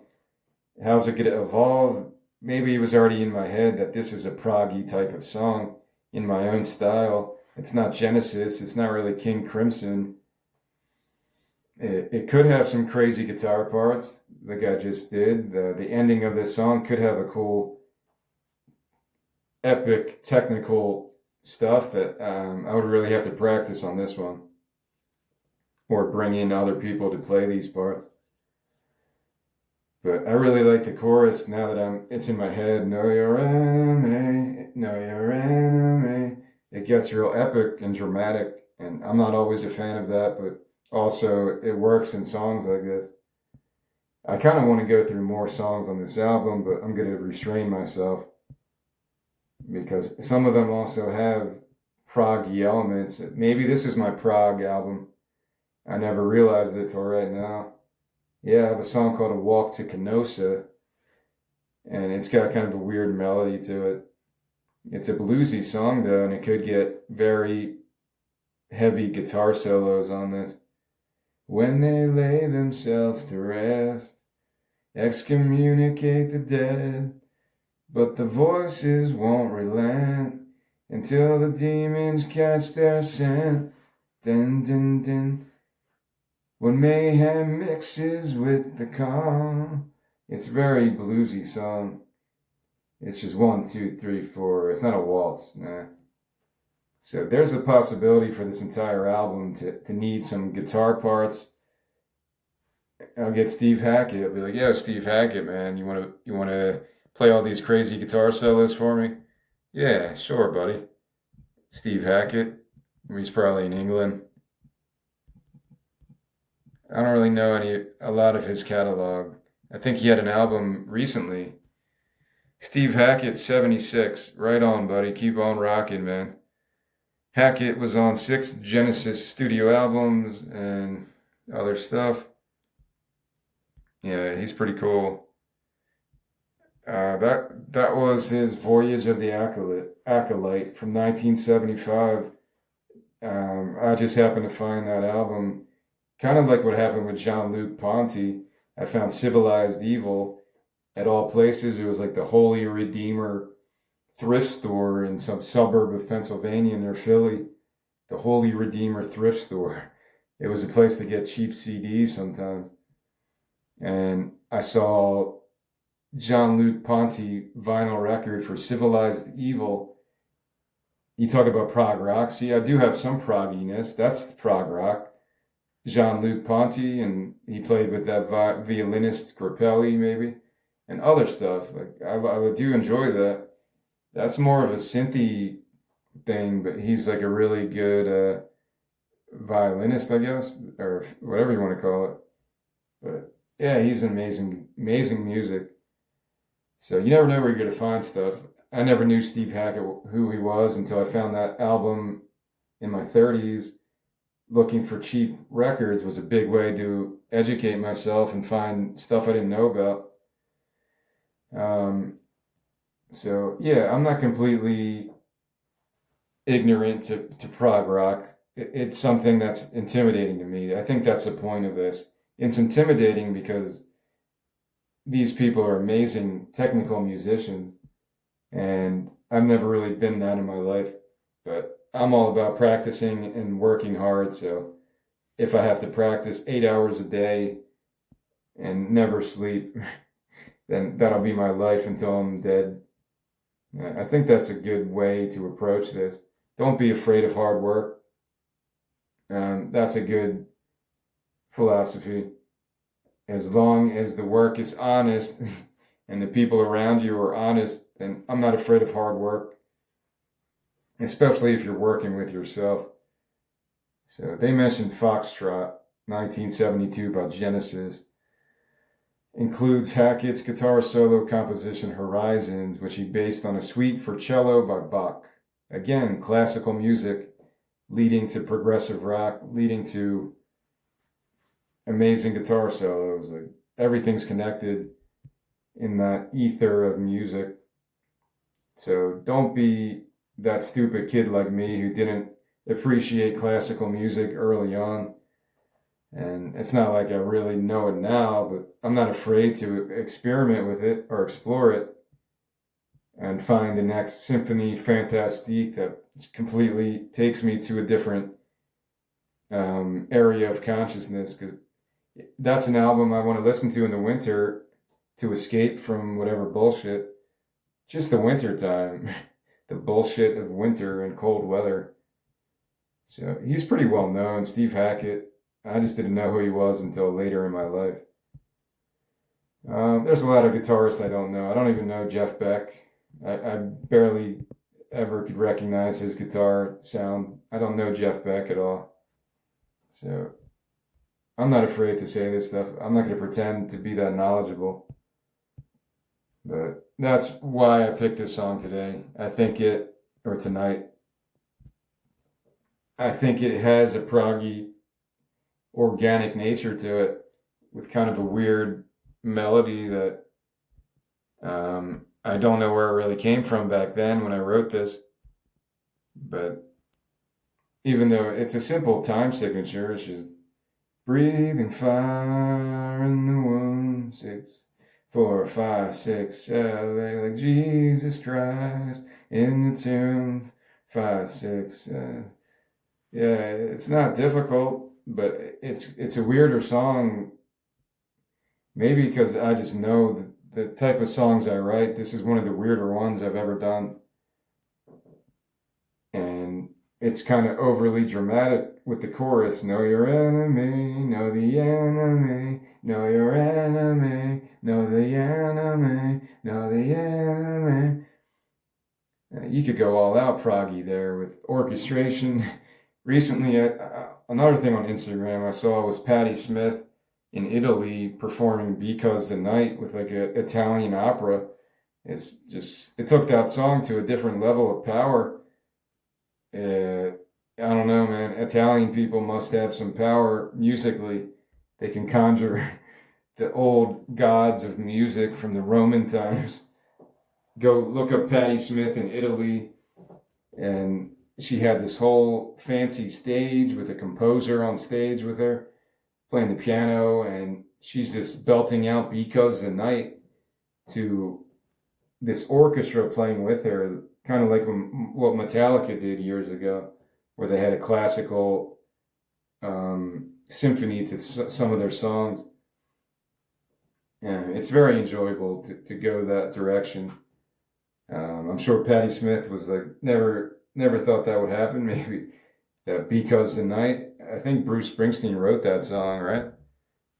I'm not sure actually, but go check that out. Look up Patti Smith in Italy, and you'll get some cool stuff there. Who wrote Because the Night? I think it was Bruce Springsteen.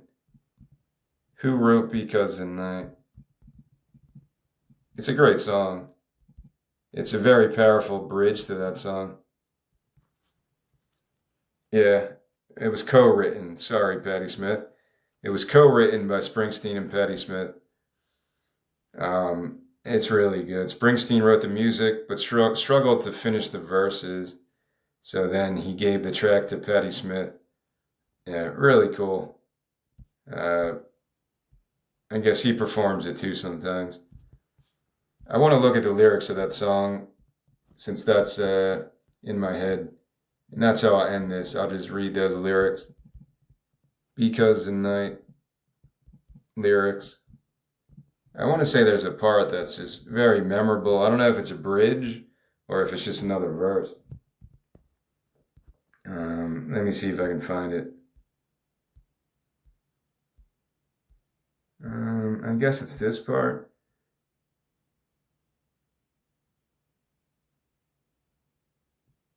Maybe it's that part. Is it the part that goes like, with love we sleep, without the vicious circle turns and burns, without you, oh, I cannot live. I don't know how it goes really. I'm going to have to listen to this. But I'm just going to read these as spoken word, and then that'll be the end of this talk. This is Evolution of a Song, number 6. The Drone and the Daydream. The Dead Dream? I don't want to have a dead dream. The Drone and the Daydream is on my album, The Winter in the Other Worlds, which is yet to be created as a product to sell to people. It just exists in my book and exists in my head right now. But one day it will be available, so go buy it in the future. And these are the lyrics to Because the Night.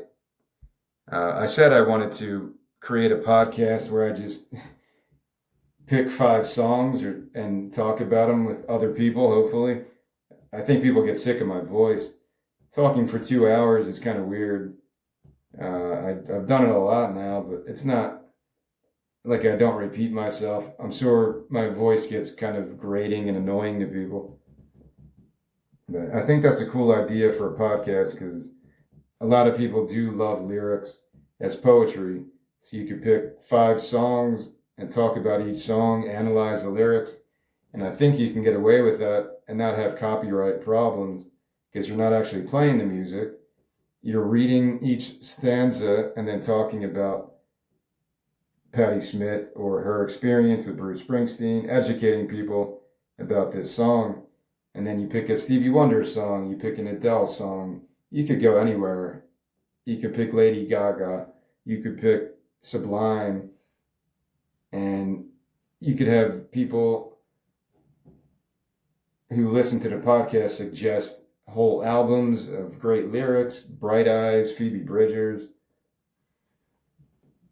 Decemberist, a lot of bands I've mentioned, Gillian Welch, Tom Petty, some of my favorite lyricists. And I think that would be a cool podcast. I don't know if there's anything like that exists, because it seems like everyone's done something already in terms of music podcasts, reviewing albums, going through discographies and stuff like that. So maybe this would be something that somebody would be interested in if I created a podcast just to pick 5 to 10 songs, read the lyrics, and then have a group of people discuss the emotions behind it and the story behind the song. Springsteen on Nebraska, like, there's so many good songs on that. Atlantic City, Highway Patrolman. I talked about my love for that song. So that might be a cool idea. I'm going to have to keep that in the back of my head. Or I'll have to look if somebody has a similar idea already. This is Because the Night from 1978. Take me now, baby, here as I am. Pull me close, close, try and understand. Desire is hunger, is the fire I breathe. Love is a banquet on which we feed. Come on now, try and understand the way I feel when I'm in your hands. Take my hand, come undercover. They can't hurt you now. Can't hurt you now, can't hurt you now. Because the night belongs to lovers. It's kind of weird just reading these lyrics because everyone knows this song, so you're thinking about how it sounds as a melody, not a spoken word. Because the night belongs to love. Have I doubt when I'm alone? Love is a ring, the telephone. Love is an angel disguised as lust. That's probably the best line.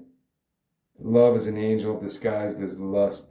Here in our bed until the morning comes. Come on now, try and understand the way I feel under your command. Take my hand as the sun descends. They can't touch you now. Can't touch you now. Can't touch you now. I really like these are fairly simple lyrics, right? Like there's some Patti Smith songs that it would take me years to try to comprehend the language. This is a pretty straightforward love song, right? Or I'm missing something, maybe. It just seems like that when these two people are together, everything else goes out the window and nothing can hurt them. That's kind of what I feel. With love we sleep, with doubt the vicious circle turns and burns. Without you, oh, I cannot live. Forgive the yearning burning. I believe it's time, too real to feel. I like that line. Too real to feel. So touch me now, touch me now, touch me now. And then you just repeat the chorus, whatever that is. What is the song meaning? So this is what I'm talking about. This would be the podcast where people can just talk about classic songs like that. It's about romantic longing, desire, and the sanctuary found in intimacy. This is coming from American songwriter that Google was the first thing that came up on Google. The real life inspiration, they talk about Springsteen. Yeah, he was going to put this on Darkness on the Edge of Town, I guess. He struggled to finish the verses, and then Jimmy Iovine gave the unfinished track to Patti Smith. At the time, Patti Smith was enduring a late-night vigil, waiting for a phone call from her future husband, Fred Sonic Smith. Filling in the blanks of Springsteen's melody, I guess that's a telephone, the ring. That's pretty cool. So I think people would like a podcast like this. Have I doubt when I'm alone? Love is a ring, the telephone. And if this became a really cool podcast, then I could have Patti Smith on and she could tell the story herself. Then there's no copyright. If you could have the actual artist on the podcast episode, I don't think you have to worry about copyright stuff. So you could have Patti Smith on and she could talk about, well, that could be like an hour long. Just there are podcasts like that where you just talk about one song for an hour. But you could split it up. You get Patti Smith on the phone and she could talk about the lyrical stories of this song for 10 minutes. And I think people would want to listen to that. That's why VH1 did songwriters, right? That storytellers or whatever it was. That's why Springsteen did that Broadway show, which was really cool. I didn't see it live, but I saw it on Netflix maybe, or one of those, I forget what streaming service, but he just talked about his childhood, just like his book that I read, Born to Run. He talked about all those things that led up to the songs he wrote, and he's very, um, very non-pretentious about anything. He's just writing exactly what he was going through. He talked about his depression and some of the crazy stuff he was going through in his later 30s and stuff in the book. A lot of those passages connected to me because I was going through weird shit too. It was a book I was happy to read around 2020, 2021. I read his biography, his autobiography. I read a Joni Mitchell biography by David Yaffe, Yaffe, and a Jim Morrison book. So maybe I'm an old soul, but you're not going to read books about current artists who are still writing stuff and making stuff. Although Springsteen and Joni Mitchell are still kind of doing stuff.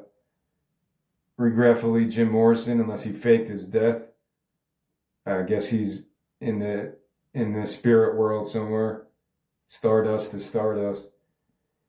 So, all right, maybe I can create a podcast where I don't curse, because this would have to be like a podcast where the artist would want children to listen to it.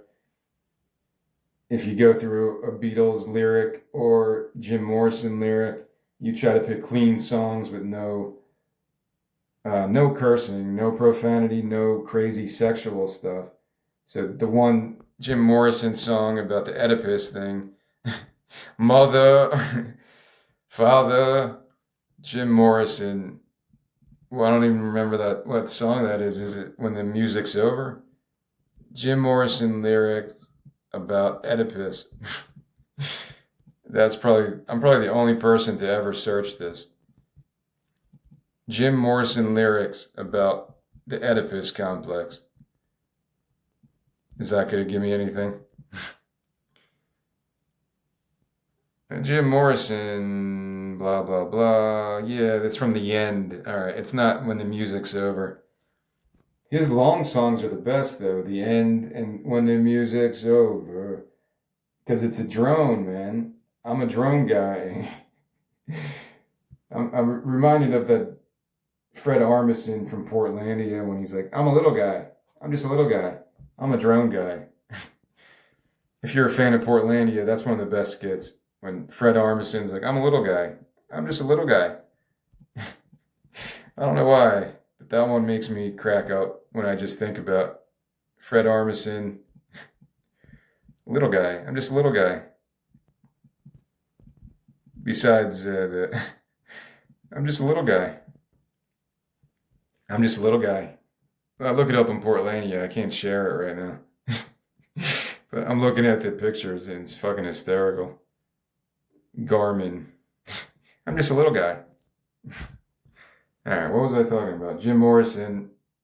I'm a drone guy, all right? I'm a drone guy.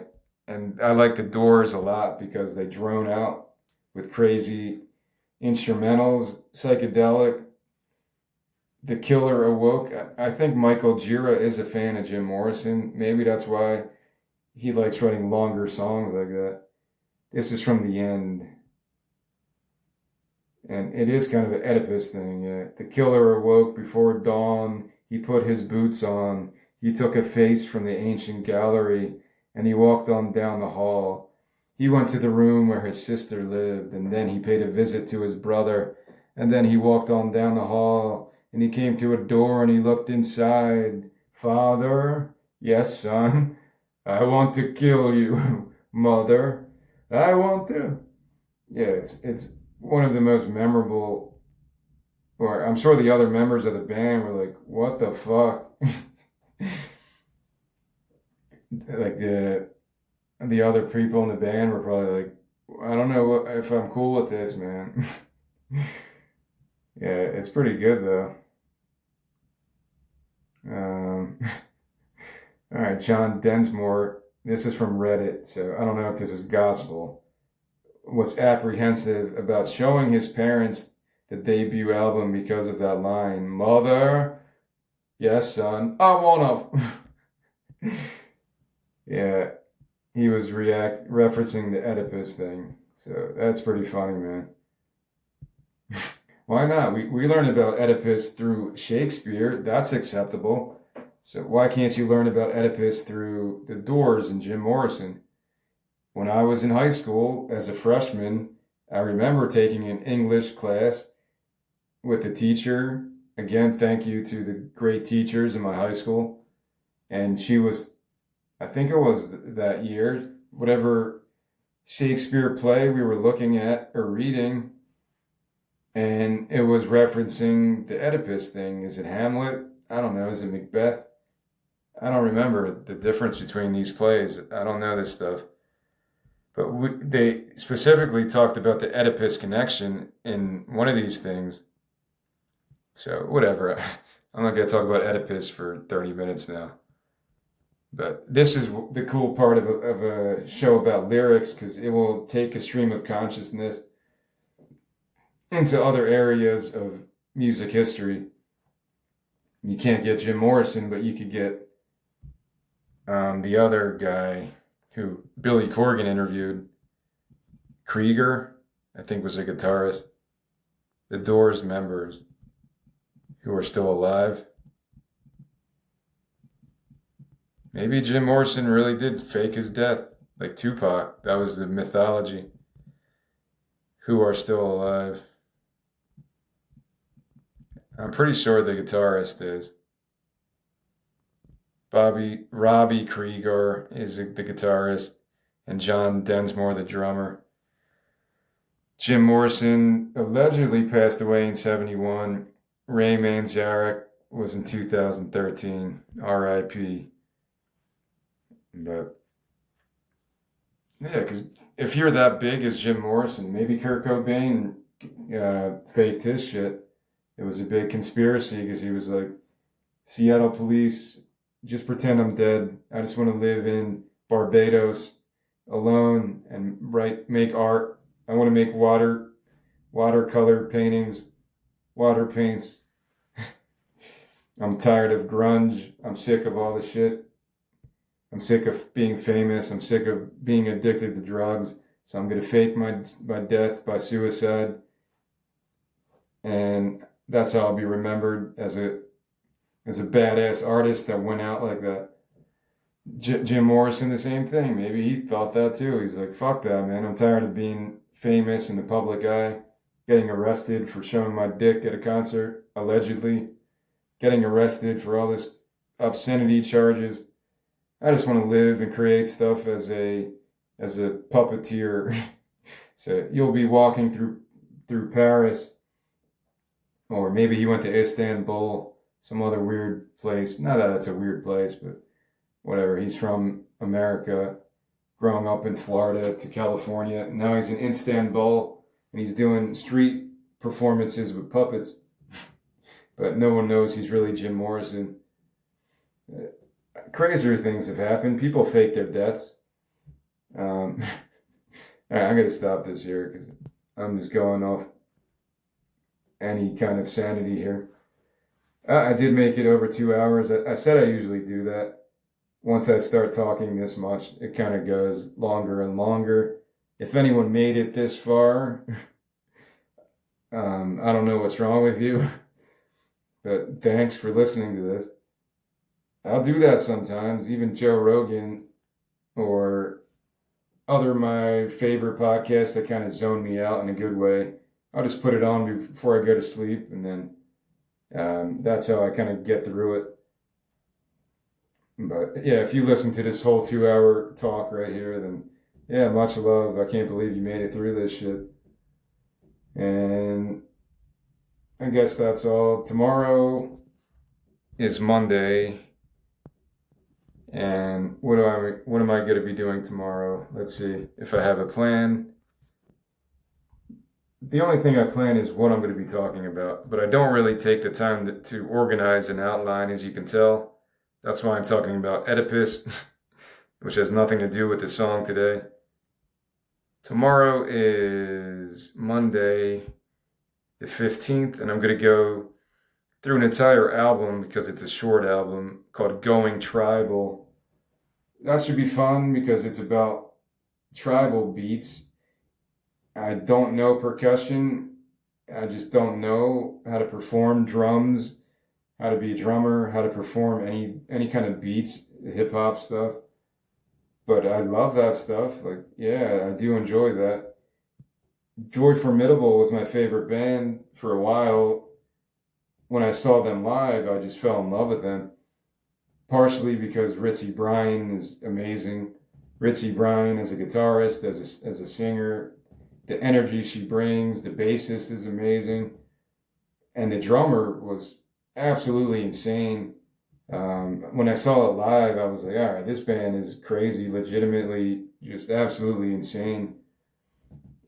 Sadly, I think he left the band recently, but the new music was good. I have to listen to it again. But I am a fan of drums. If I go see a live show, I like watching the drummer because it's so weird to me how much of a machine drummers can be. They are like machines where it's like they're leaving their body every time. Or there was krautrock band called like New NEU, and people say like it's just amazing the drumming in krautrock, kind of a different tempo and different appeal. The drumming in Rush, speaking of progressive rock, the drumming in Led Zeppelin. Yeah, that's as far as I can go. I don't know drummers by name or anything, but there's an art to percussion. Going Tribal, the album that I'll go through tomorrow, I think it's only 6 or 8 songs. It's supposed to be, the concept is to go towards that area, almost like the Afrobeat stuff, but in a more, in my own style, which I don't know how to describe. When I say my own style, it depends on what music I'm trying to vibe with. Tomorrow is tribal beats, so I don't even know what to compare that to. Maybe it's the Horace Tapscott. Maybe he'll be the guy I talk about. Horace Tapscott is another type of jazz that makes me feel like I'm at a tribal gathering in Africa. So I'll talk about him a little from what I know about him. I think he was a composer, a pianist, and I don't know if he's still around. I don't want to say anything. Horace Tapscott, real quick, let me look him up. He's a name that I was not familiar with until I found his album, The Dark Tree, on eMusic maybe a decade ago. Horace Tapscott. R.I.P. He died in L.A., California in 1999. He was a jazz pianist and composer. Yeah, the Pan-African People's Orchestra was the one that I really like. Maybe I'll talk about him since it kind of reminds me of that African, not so much Afrobeat, but it's a type of jazz that was different than other stuff I found. I guess it's kind of spiritual jazz, like the Pharoah Sanders stuff. But I'll try to talk about him intelligently tomorrow. He was born in Houston, Texas in 1934, April 6th, 1934, and he died February 27th, 1999, the age of 64. I don't know how well known he is. Jazz heads would probably know him. His piano technique was hard and percussive, likened by some to that of Thelonious Monk and Herbie Nichols. I've never heard of Herbie Nichols. So we'll get into his life tomorrow. Maybe I'll think of other people to talk about. But he's got a large discography, so it's kind of intimidating. I only know a couple of these. The Dark Tree led me to him. and the one with the Africa Orchestra, whatever it's called. So, yeah, with the Pan African People's Orchestra, live at IUCC from 1979. I haven't explored anything else past that. So, that's what I'm going for. I don't know if I could really say Horace Tapscott led me to write these songs because I didn't even know who he was when I wrote that album, Going Tribal. And it's kind of more political, more angry, more punk rockish, to be honest. There are some kind of angry, angsty lyrics, but now that I know Horace Tapscott, that's what I mean by the evolution. I could incorporate some of the percussive, jazzy elements to an album like that. But I'll get into that tomorrow, so I have some fresh things to talk about. All right, that's all. Thanks for listening. This is Evolution of a Song Part 6, The Drone and the Daydream. One day that song will be recorded and you could hear me. This is almost like the pitch to record this song right now. And hopefully it lives up to how I view it inside my head right now. And honestly, I'd just be happy if I record one album in my life before I go. If I get 20 done, if I get 60 done, then that's just gravy. But how many people get to record one album? I guess it's more today because of the DIY approach. You can do it yourself. If you have the ability to do it yourself in the right environment, you can produce an album every month, every year, whatever your heart desires. Because I'd rather have that outlet than other outlets that I've had in my past, like gambling. That's not the outlet you want to go down, children. Record music, learn music. That's a good way to spend your time. It's not a waste of time. But I'll leave it there. That's all. Thanks for listening.